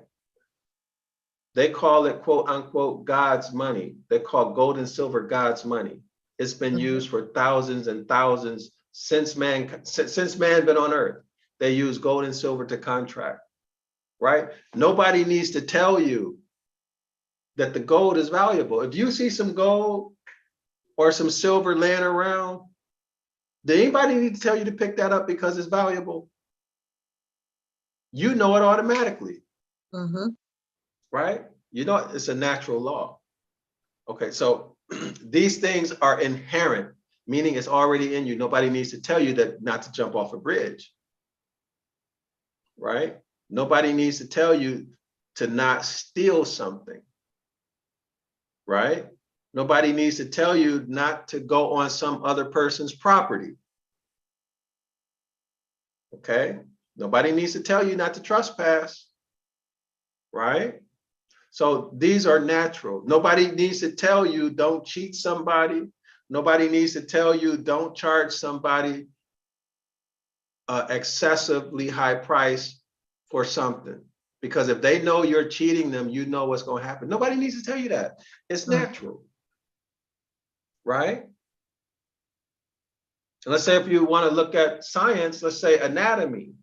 If you open up one body, it's normal. Then you open up another body, you're going to see the same stuff. You're going to see the same organs. Everything's laid out the same, right? But anyway. Okay. Okay, so Dr. Sapp, I have two comments. Okay. One from Teresa Gray and then John. Okay, so let me go over John Walker's first. John Walker made a comment. He said, our ancestors agreed to be bound to the contract with the Most High. That's right. That's right. And contracts must be performed. That's a natural law. Contracts must be performed. And another natural law is that you have a right to contract. That's also in the US Constitution. So there are divine principles in the US Constitutions, and our ancestors made it. Right? We're the ones who wrote that, put that together. Thank you, John Walker. Excellent comment. What's the other one, Linda? And then Teresa has another question. She says, so when it was said that we ate from the tree of knowledge of good and evil, was that when we discovered unnatural law? Question mark. No, because that's a bad translation. The tree of the knowledge of good and bad, is that what? Watch the video that I did on Zion Law School about the tree of the knowledge of good and bad. I don't want to tell you something because that's not the way I teach. You need to go and get the whole lesson. Okay, because I don't want anybody to ever say, oh, Dr. Yasapa said this or that, I want you to see for yourself, just like we're doing now. Okay. All right. But contracts is the way of life, right? Everything you do is either a verbal or a written contract. Okay. It is what it is. All right. Anything else, Linda? Nope, that's it. Teresa just said one last comment. She says, respect, exclamation mark. We appreciate you. Thank you. Yeah, we appreciate you. Excellent. Excellent. Thanks for those great questions. And John And Walker, actually, thank you for your comment as well. yeah, and actually, scholars, at some point, I'm going to start doing videos on natural law, because there seems to be a lot of confusion about natural law. And of course, because they haven't taught our people this in the schools, they don't want us to know about natural law. They want us into religion, hoping and begging for an external deity. Whereas so natural law is like when you go with the stream. Religion is when you're going against the current in the stream, right? You always lose. But I'm going to start doing some videos. I don't know when yet, but I've already made the decision that I'm going to do some videos on YouTube about natural law. Okay, so let's continue. Let's continue. Okay, where are we? The Epiphany? Yes. Okay. The Epiphany should not be a sensible man insist on knowing what is the meaning of epiphany. I suspect again that thereby hangs a tale. Could you have clear evidence of the fact that Christianity is kept up solely by the artifice of keeping people in ignorance than the fact which your own experience attests in other persons and perhaps in yourselves, that not one in a million of those who keep the festival of Epiphany, who say the collect for Epiphany, who stare at the 12 cakes in the pastry cook's windows on the Epiphany and play on conundrums and draw lots for the king and queen on each returning festival of the Epiphany, ever dreams that this game at riddles in drawing for characters is a continuance of the never interrupted religion of the ancient paganism in honor of the black art or magic of these celebrated magicians and the, is that fanes? Yes. And that fanes compounded into the word epiphany, that is of or concerning fanes. Am I right? Yes. Okay. Is a name perfectly synonymous with the name Christ, literally signifying becomes fanes, the shiny bright one, that he may dissolve the frosts of winter. He appears in fanes. This looks like a Greek word there. Wait, I'm lost. Let me. I'm on the second line of page 39. Page 39. The on the right side. Oh yeah, there's okay. Oh, I missed something. Okay, I'm sorry. I'm sorry. Yeah, the paragraph continued. Oh, I'm sorry. I didn't see that. Okay, Yeah. sorry, guys. Okay. Let's start. Can we start in honor of the where? Let's see. Let's start at the beginning of the sentence. Where is it? I don't know where no, let's start here. Let's start here. Each returning. Okay. Each returning festival of the Epiphany ever dreams that this game at riddles and drawing for characters is a continuance of the never interrupted religion of the ancient paganism in honor of the black art or magic of these celebrated magicians, in that fanes compounded into the word epiphany, that is, of a concerning fanes, is a name perfectly synonymous with the name Christ, literally signifying all that the names capital JESUS in Christ ever signified, that is the Son. Okay, so the Epiphany Phanes is a contraction of Epiphany, and that's JC, Mm-hmm. and that's the sun. That's what these festivals are about. So the three magi going to see the child and the Epiphany on January 6th, they all have to do with the Christ figure and the sun. So sun worship. Okay, let's continue. Phanius and Phanes. Phanius and Phanes, whence epiphany or manifestation was a distinguishing what's this word? Epithet of the capital God Apollo. Epithet of the capital God Apollo. So let's look up epithet. Okay, yes, let's look that word up. That's a new word to me. I've never seen it. Okay, while you're looking that up, Teresa says, I'll watch, thank you. And she says, I'm in. Do videos about natural law. Okay, excellent. I will definitely do that. All right, so Merriam-Webster's has epithet, meaning, the meaning of epithet is a characterizing word or phrase accompanying or occurring in place of the name of a person or thing. These are usually negative, right? So an epithet is a by name. Y'all see that on the right side? An epithet is a by name. Okay. Or descriptive term accompanying or occurring in place of a name and having entered common usage. So this would be what? A byword. Okay. Like nigga, spick. Oh, okay. MF. Okay. Cracker. Yup. Yeah. Okay. Yep. Okay, so let's see, where are we? Oh, we're here. A distinguishing epithet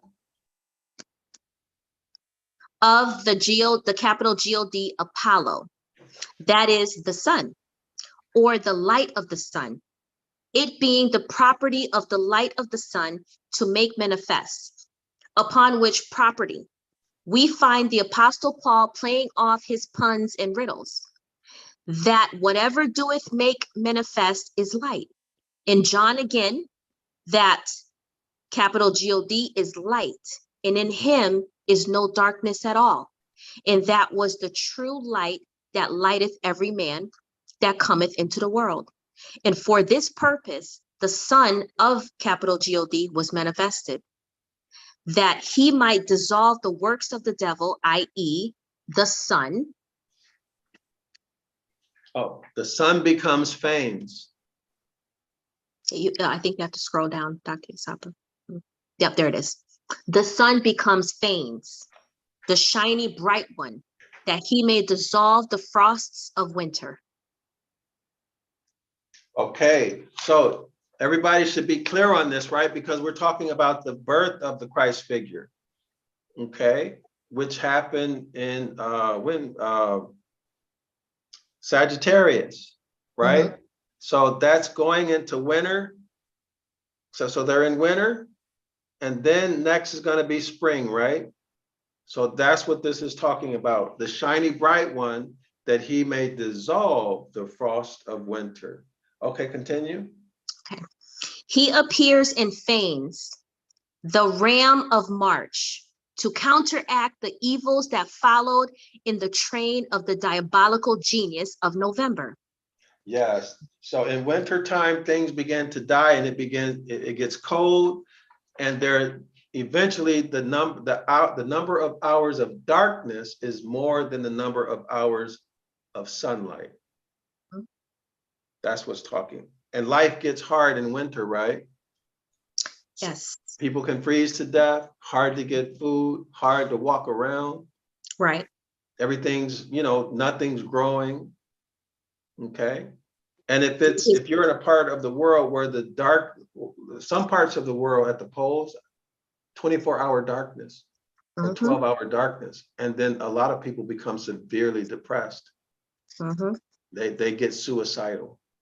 Nothing grows in winter. If you notice, that's why the animals, nature, the squirrels and the bears, they're all gathering food for the winter to store away, mm-hmm. to survive. Mm-hmm. Okay, excellent. Let's continue. Mm-hmm.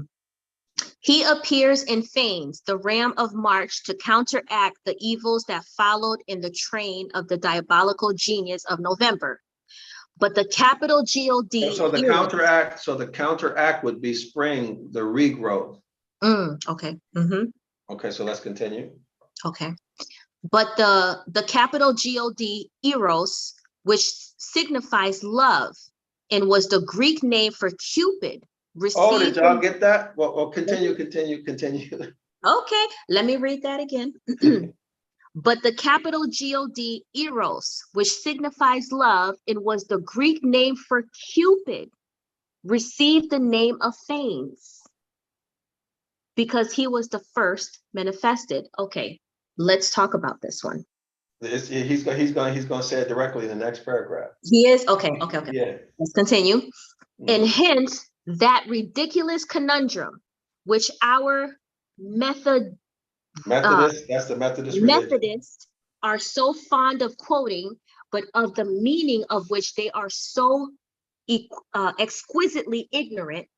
Capital God is love. Whew. Yes, he is. And as much as a horse and no more. Know they of the meaning of capital God's being love. The Roman poets deriving their theology from the Greeks with as little inquiry as Christians have mistaken Phaeton or Phaeton. Okay, Pathan, who is the same as Phanes for the son of the S-U-N son, whereas he was unquestionably the son himself as the capital God of light, represented as the firstborn of heaven, as in the verse of the ancient Orpheus. Yes, so let me go back and reread just this one part. The Yes. Roman poets deriving their theology from the Greeks with as little inquiry as Christians have mistaken Phaeton, who is the same as Phanes. So remember, Phanes is Epiphanies, right? Or is the Epiphany or the manifestation, who is also the Christ, right? The Son. Okay, so now let's continue. For the Son, S-O-N, let me go back. The Roman poets deriving their theology from the Greeks with as little inquiry as Christians have mistaken Phaeton, who is the same as Phanes, for the Son, that's spelled S-O-N, of the Son, S-U-N, whereas he is unquestionably the Son himself. This is saying that Cupid is Christ, JC. Whew. Okay, wow.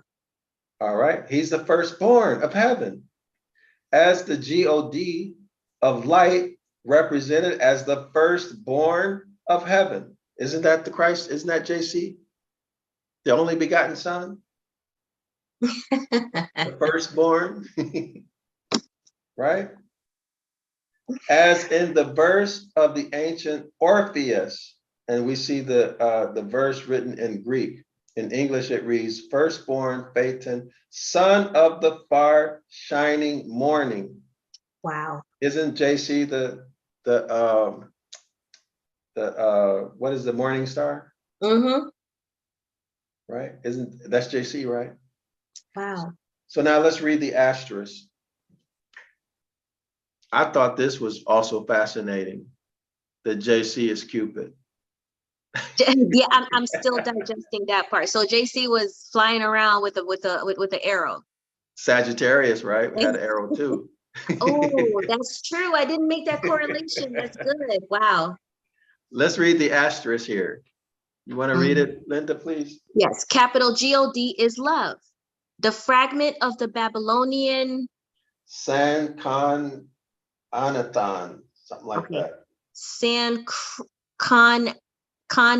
Okay. Translated from the Phoenician into Greek by Philobiblius, preserves to us. Preserves to us this passage from good. I still can't say theology. This passage from the theology of ancient Phoenicians. When the spirit became enamored of his own perfections, he begot Cupid. Stop. For Cupid was the beginning of the creation of all things. What? Wait a minute. Okay, hold on now. This is a different narrative that I know about Cupid. I've been watching Cupid since I was a kid on cartoons. Yes, they hid this. They hid it. Wow. They hid it. See, it's the fragment of the Babylonian Sankanya-than, translated from the Phoenician into Greek. Who did the translation? Philo-Biblias. Okay, this translation preserves to us this passage from the theology of the ancient Phoenicians. Who are the ancient Phoenicians? That's our people, right? Okay, these are Genesis chapter 2 people. And here's the passage. When the spirit became enamored of his own perfections, he begot Cupid. For Cupid was the beginning of creation of all things. This is 1 John. This is right. This is 1 John. Wow. Thus, little Cupid and little JC, who was conceived by the Holy Ghost and who is expressly entitled the beginning of the creation of capital G-O-D, are demonstrated to be one and the self same figment of imagination. And the Christian who denies the real existence of the holy child Cupid, while he believes in the existence of the holy child JC, only shows that he uses his reason in the one instance, but lays it aside in the other. Wow. So let's look at 1 John. Wow.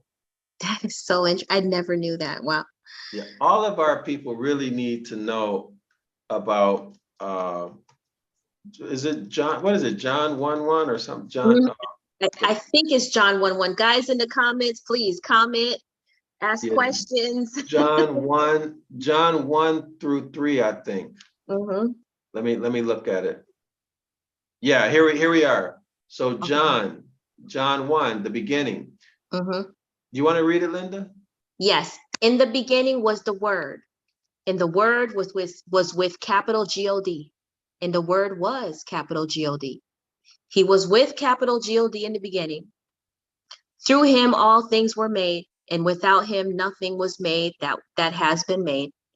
In him was life, and that life was the light of men. The light shines in the darkness, and the darkness has not overcome it.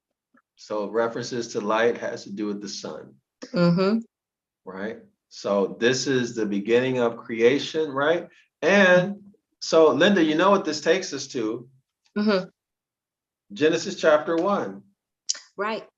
Okay. Guys, you have to watch the Genesis chapter 1 video on Zion Law School.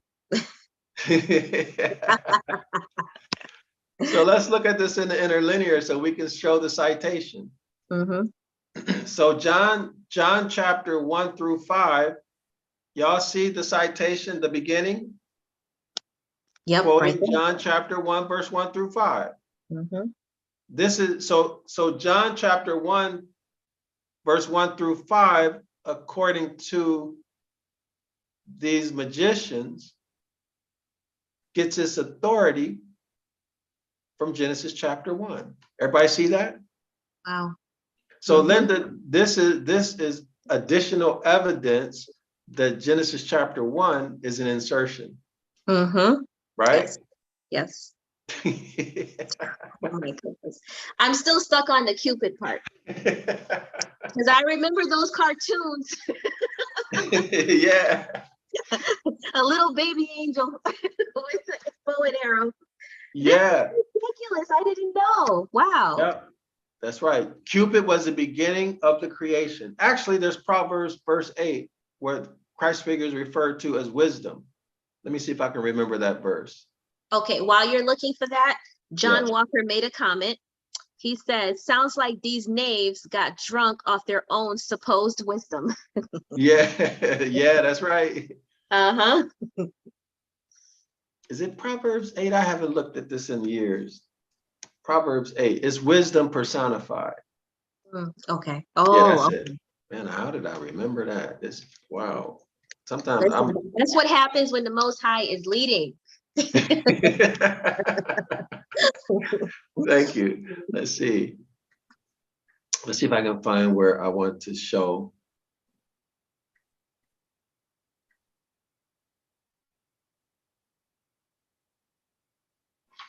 Man, this mosquito is driving me nuts.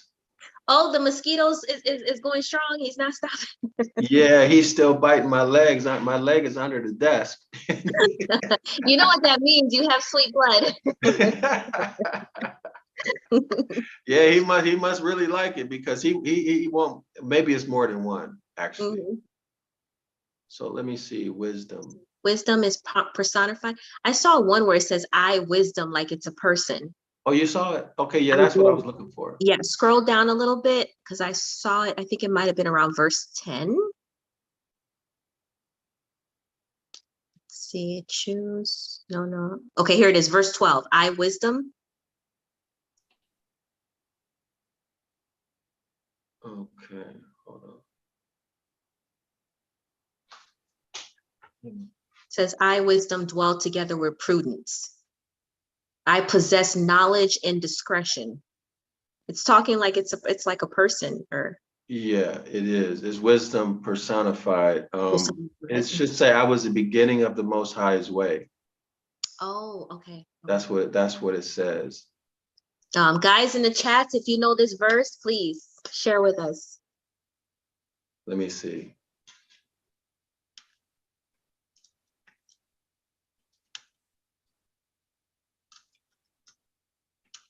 Oh, okay, hold on. We have a comment. Silly 15 told you to says to get some lemongrass oil as a mosquito repellent. Oh, okay, thanks. Thank you. Okay, yeah, Proverbs 9:10. Is it? Okay. New International Version. The fear of the Most High is the beginning of. No, that's not it. Well, anyway, y'all can find it. I don't want to spend too much time. The Bible verse goes something like, I wisdom was the beginning of, I'm sure it's Proverbs 18. I mean, Proverbs 8. Wisdom was the first of creation. Some people say that this is the Holy Spirit. There it is, 22. Y'all see it? I was in the right place. Okay. Proverbs 8:22. Let's look at the NSB 1995. The Most High possessed me at the beginning of his way, before his works of old. That's a correlation with Cupid, right? Okay. Y'all see it? Scholars in the chat. Okay, New International. The capital LORD brought me forth as the first of his works, before his deeds of old. Y'all see it? Okay. Okay. New Living Translation. The LORD formed me from the beginning, before he created anything else. All right. Wow. Now, there's some organizations teach that that's wisdom. The religion that I was in taught that that was the Christ figure. Okay. All right. So we saw two scriptures. We added that ourselves. So for Cupid was the beginning of the creation of all things. Y'all see it, right? All right. And then let me look. Let's go back and God is love.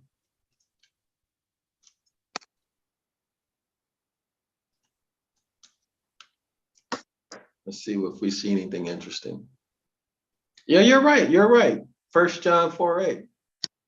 Is it? Okay. Yeah, you hit it right on the money. Okay, let's see. All right, 1 John 4:8. Capital God is love. 1 John 4:16.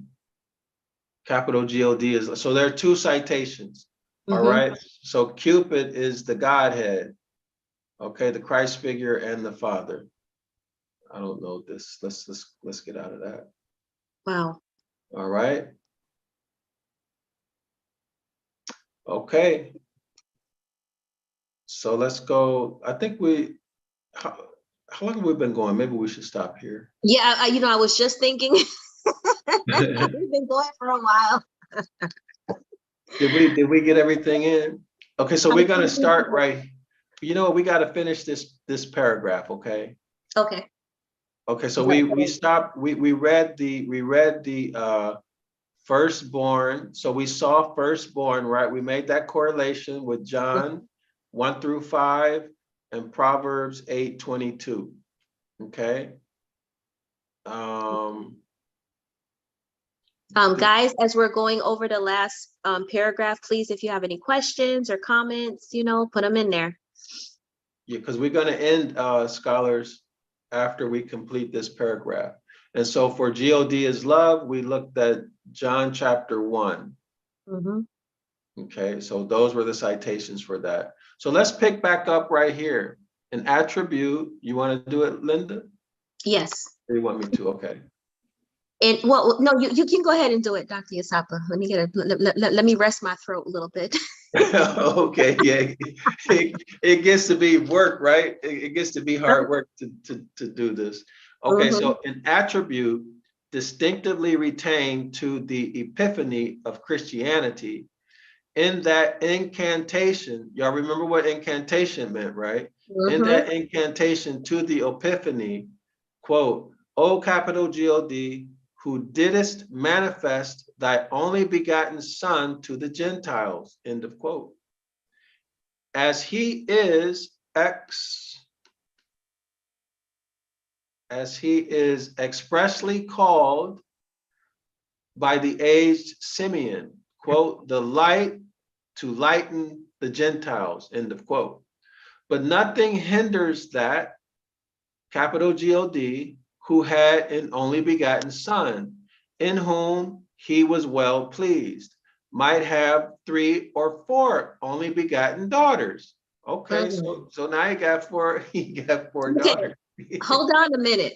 You can't rush over this part. How did we go from to one son to some daughters?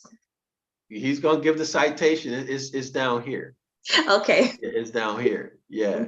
Oh, I lost my place. But nothing hinders. Okay, but nothing hinders that capital G-O-D, who had an only begotten Son, in whom he was well pleased, might have 3 or 4 only begotten daughters. That's funny. With whom he was much better pleased, and which supplies the best apology I have ever heard of, to save his moral character from the suspicions that attach to his seeming to set so little store by the unfortunate JC. Wow. Since we may hope that though he gave his Son to die for us, he would not have sacrificed one of his daughters. I don't know how to pronounce this. Phaeton had 3 sisters. Okay. Oh, okay. So Phaeton had 3 sisters. Remember, Phaeton is JC. Wait a minute. Yeah. Phaeton had 3 sisters. Yes. Lampetia, Phaethusia, and Phoebe in pagan mythology. Wow. The 3 Marys, Mary, the wife of Cleopas, Mary, the mother of James, and Mary Magdalene, appear in precisely the same analogy as the sisters of JC in the gospel. Okay. Oh, wow. Okay, so how do we reconcile all that? Well, Phaeton in the mythological, well, Phaeton is the Christ, right? JC. JC is also capital G-O-D and the Son, S-O-N. So Phaeton in mythology, he has these three sisters. Lampetia, okay, Lampetia is Mary, the mother of Cleopas. Okay. Methusia is Mary, the mother of James. And Phoebe is Mary Magdalene. Okay. So Okay. in other words, I don't know if that's true, but each one of, like, for example, this daughter, Lampetia, would be one of these Marys. Okay. Phaetusia is another one of the Marys. And Phoebe is another of the Marys. So since Phaeton has three sisters, it only follows, since Phaeton is JC, in other words, Phaeton, JC, and the capital God, these are all the same person. Okay, so these are the only begotten sisters that are not mentioned in the gospel, but they are mentioned in this mythological pagan story. Wow. Yes. Wow. So let me read this one last paragraph right here. I'm curious. Of the Magi, so deceitfully translated as wise men of the East, directed by a star to a stable in which the king of the, and here we see the Greek word, was to be born. All our historical knowledge is derived from the most ancient of all writings, those transmitted to us from the ancient Babylonians and the Chaldeans. So that's where that story comes from about Phaeton. Okay. Okay. Before you continue, Dr. Yasapa, John Walker has a comment. He asks, isn't James the brother of JC? Question mark. There's a couple different James, but yeah, I'm assuming they're talking about the James, the brother of JC. Yes. Okay, so let's continue. The Babylonians and the Chaldeans, that's who they refer to here. And Linda, we'll close out after this paragraph, okay? Okay. So the they here, that's the Babylonians and the Chaldeans. Okay, so the Babylonians and the Chaldeans appear to be the first of the human race who constituted such a body as that which is now called the clergy. Now, are we seeing Black priesthood? Wow. Dark priesthood? Okay. They were formed into societies, secret society. This is the origin of the secret societies. And they resided in colleges. Aren't the secret societies in the colleges right now? Yep. Skull and Bones and whatever else. I forgot what they're called. That's right. And even the professors. Wow. And at the top level, the professors and the administrators, these are secret society members. What's the purpose of these colleges and universities? Maintain the status quo, right? And this is what's meant by peer-reviewed research. Wow. Right? Peer-reviewed research. If you disagree with the status quo, with what they want to be out, you won't get the peer review approval. That peer review process is meant to maintain the power of the narrative, to control the people's mind of what's real and what's not real, right? That's what makes them. Have y'all noticed during COVID, they always refer to experts? Yes. That's what this is. Wow. They should be referring to what? Elected officials. They're deferring to experts who are running the government. These people haven't been elected. Why? Why? Because they're in the clergy, right? This is the dark priesthood. Okay, so let's continue it so we can finish this up. Is that clear what I'm trying to say, Linda? No, it's very clear. Okay. Guys in the comments, comment, ask questions. Let us know if this is clear for you as well. Yeah, and this is the last paragraph for tonight. We'll be back tomorrow at 7:30. 7:30, we'll be back to continue. Okay, so they were formed into societies and resided in colleges where their whole business consisted in the study of astronomy. Ooh. Yeah. Okay.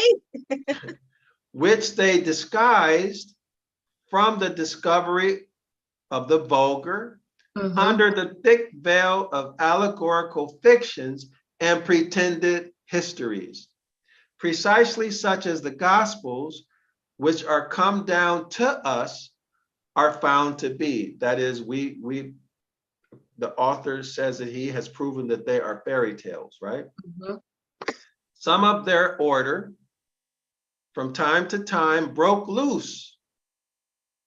Some of their order from time to time broke loose from the Mhm. collegiate discipline Mhm. and rambled at large, like so many mendicants Mhm. and begging friars. Everybody knows who the friars are, right? Let's look Okay, so that let's up. look them up. Okay. Yes. Okay, so we'll start with mendicants and then we'll do friars. So we're looking at disgruntled, most likely disgruntled professors, right? Okay. Disgruntled professors. They got mad and they left. Okay. Okay, Mendicant, okay. mendicant, Mendicant, depending on alms for a living, practicing begging. Okay. Mhm. So let's look at alms. Alms, something such as money or food given freely to relieve the poor. All Mhm. right. What was the other word? Friars. Let's go back. Right. We look at friars.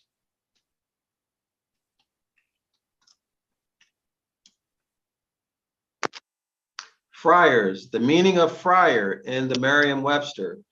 A friar is a member of a mendicant order. And these are friars right here. Y'all see them? Oops. Okay. These are, so we saw these extensively coming over to the Americas, right? Remember? In America, they were doing some Oh. really dirty, nasty stuff, the friars. Okay. I mean, they were burning the. Well, I probably should. Yep. Yeah, they were doing all kind of bad, nasty stuff. Okay. Okay. So now we're talking about university professors, scholars. Mhm. In this paragraph, we're talking about college professors. Okay. So like so many mendicants and begging friars, these university professors or college professors, okay, and were the itinerant Methodists or missionaries of the clerical conclave. Ooh, missionaries. Yep. So y'all Hmm. see what's happening? They got mad, they broke off, started these religions. They, Okay. they were the, Missionaries. oh, go ahead. I'm sorry, Dr. Yasapa. Missionaries reminds me of a video that you did where you went in about this. Please help me remember those videos about the Pope and Oh yeah, yeah, that's right, that's right, that's right. The papal bulls. yes, please, guys. I'm telling you, you have to check out the Papal Bull videos on Zion Law School. Please check them out. Very informative. Yep, that opens all of this stuff up. Mm-hmm. Okay. So they were the professed followers. Now we're talking about the rebels who got mad and left, right? They practiced astrology and hid it with allegorical stories like the Gospels. Mm-hmm. They were the professed followers or worshipers of the imaginary founders of their craft. Wow. A deified personage called Zoroaster. Oh, wait a minute. Is that the Dark Prince? Yes. Yes. Who Whose can we look worship was name? styled magia or magic. And the Wow. professors of magic or magi are called magicians or magi. Y'all see that? Wow. Okay. So here's where it started. Jeremiah 8:8. These scribes, our ancestors. Okay. Our ancestors and others and others. We're talking Moors, right? I'm interested in this character though. Can we look him up? Zoroaster, yes. He's said to be a contemporary of Moses. Oh, okay. Yeah. And this was eventually turned into a religion also. Ah, okay. I did not know that. Okay. Yeah. Okay, you want to read it? All right, let's look at it over here. You see the sun?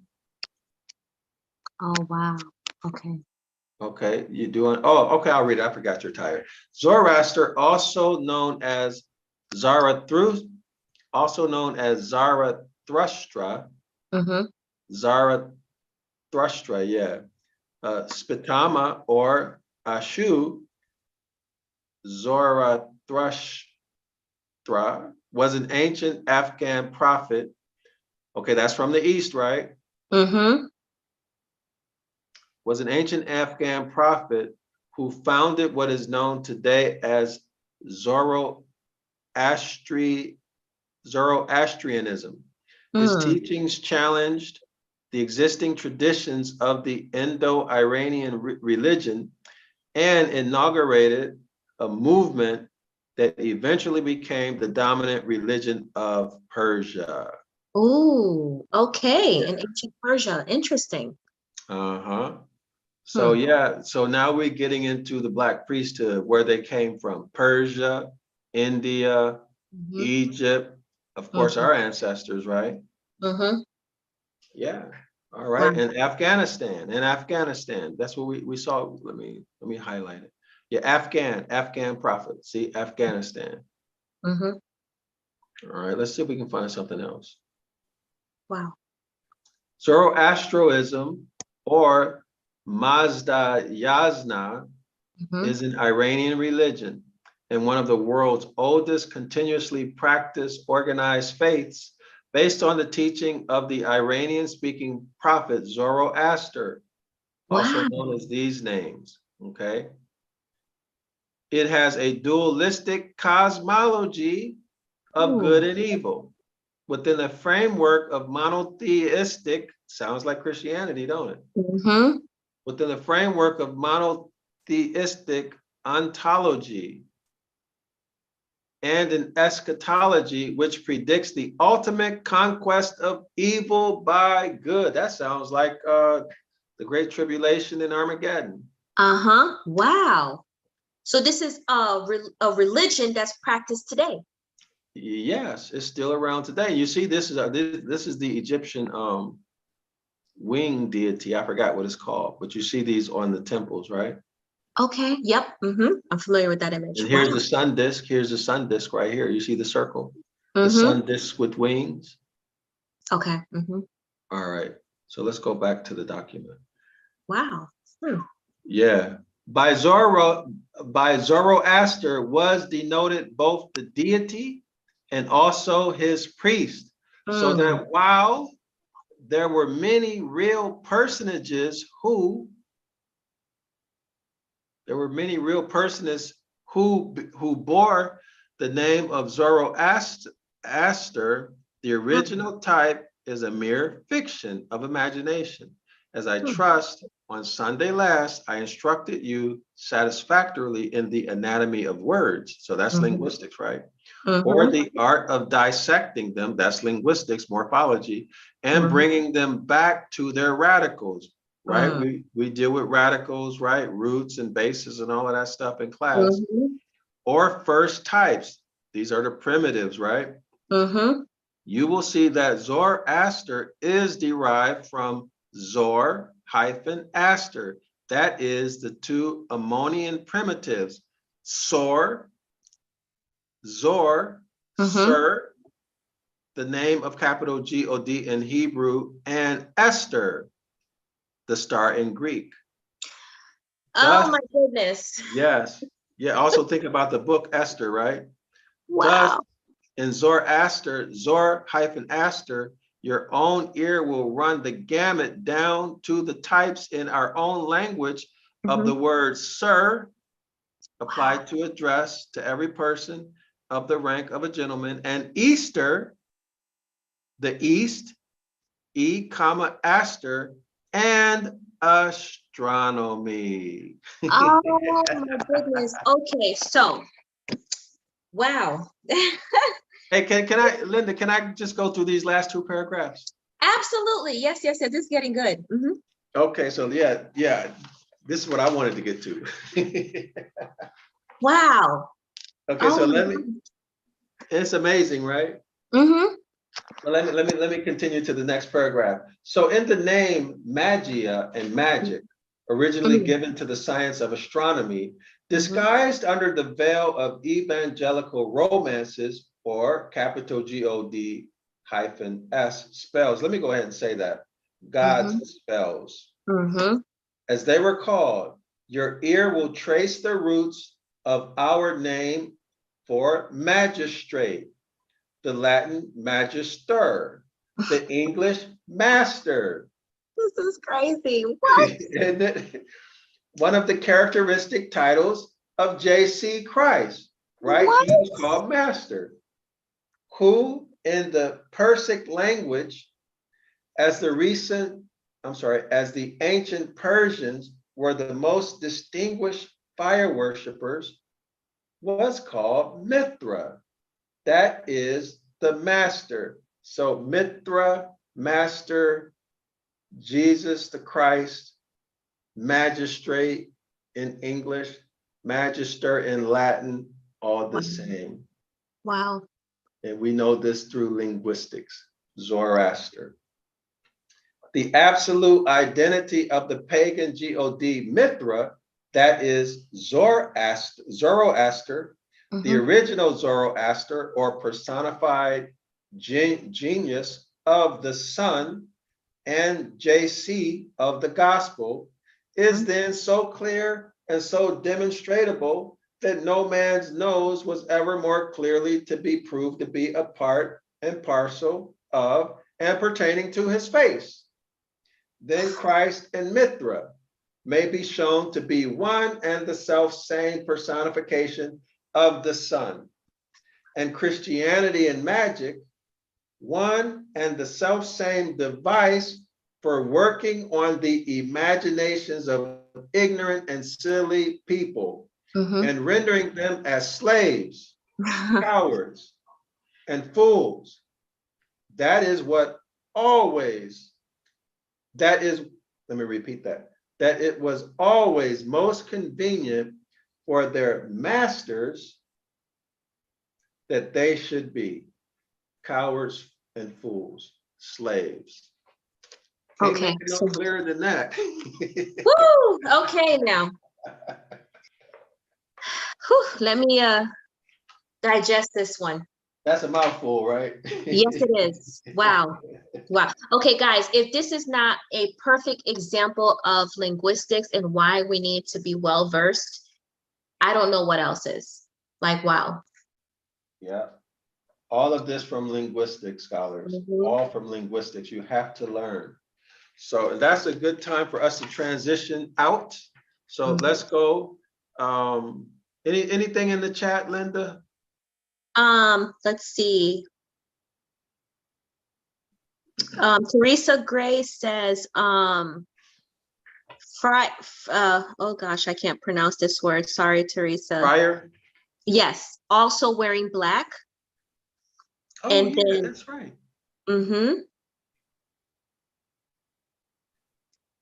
And then Appalachian Joel-El says light, love, and tranquility. I think he's just saluting us, saying hello. Welcome, welcome. We appreciate you. And then Universal Message says, excellent, guys. Oh, thank you, everyone. Thanks. You know, the comments really make this rich for everyone who's going to watch this. You know, so we appreciate it. And I'm sure the people who read those comments are also going to appreciate it and be inspired and encouraged. Okay, so let's close out with this. Scholars in the audience, make sure you take advantage of this one-day trial. There's no contract. You can cancel anytime. It's basically free, $1 for one day. You're going to learn linguistics. This is your language. This is our original language, 101 Ancient Ibaryath. This is a streaming online course, so you can do it whenever you want to, at your leisure, okay? And it is comprehensive. It is thorough. and it is not boring. I teach this course and I do it in a very enthusiastic way, okay? And I give you my word that this is a powerful course and it will change your life. So come to class on Saturday, 9 a.m. Eastern Standard Time. That's where you will see us applying the skills that you kind of got a hint of as we went through this lesson right now, but you get more powerfully on Saturday in class, right? We actually use all of the linguistic stuff, okay? We use it. And you'll see Linda and other scholars working with the linguistic concepts and tools and grammar rules, okay, and presenting. And they started off where you're at, and eventually you'll get to be where Linda is and where the others are, okay? So this is very, Linda, is it doable? Very doable, very. Yes, it's doable. All right, so the links are in the description of the video. So make sure y'all subscribe, register for the Saturday, 9 a.m. Eastern Standard Time. And if this content was good for you, like, share, and subscribe, and support Zion Law School. Order our books. You'll learn a lot about linguistics by ordering our books. The links are in the chat. I think I have about 7 books that I provided links for in the chat that are invaluable. They're invaluable. So with that, I'm going to say thank you for spending time with us. And I hope that it was worth your time. And if it was worth your time, put it in the chat. Linda, do you want to say anything before we close out? Yes, definitely. We will, Dr. Yasapa will be back on tomorrow night for the continuation. Scholars, we welcome you to come back, join us, to comment, ask questions, and get involved. And we really thank everyone, Teresa Gray, John Walker, Silly 15, Universal Message, Appalachian Joel, for commenting and, you know, asking questions and just really making this just more of a rich, you know what I mean? Yes. A presentation for us tonight. Thank you so much. Yeah, so see y'all tomorrow, 7:30 p.m. Eastern Standard Time. Okay, so Shalawama. Shalawama. Give me 1 second, Linda.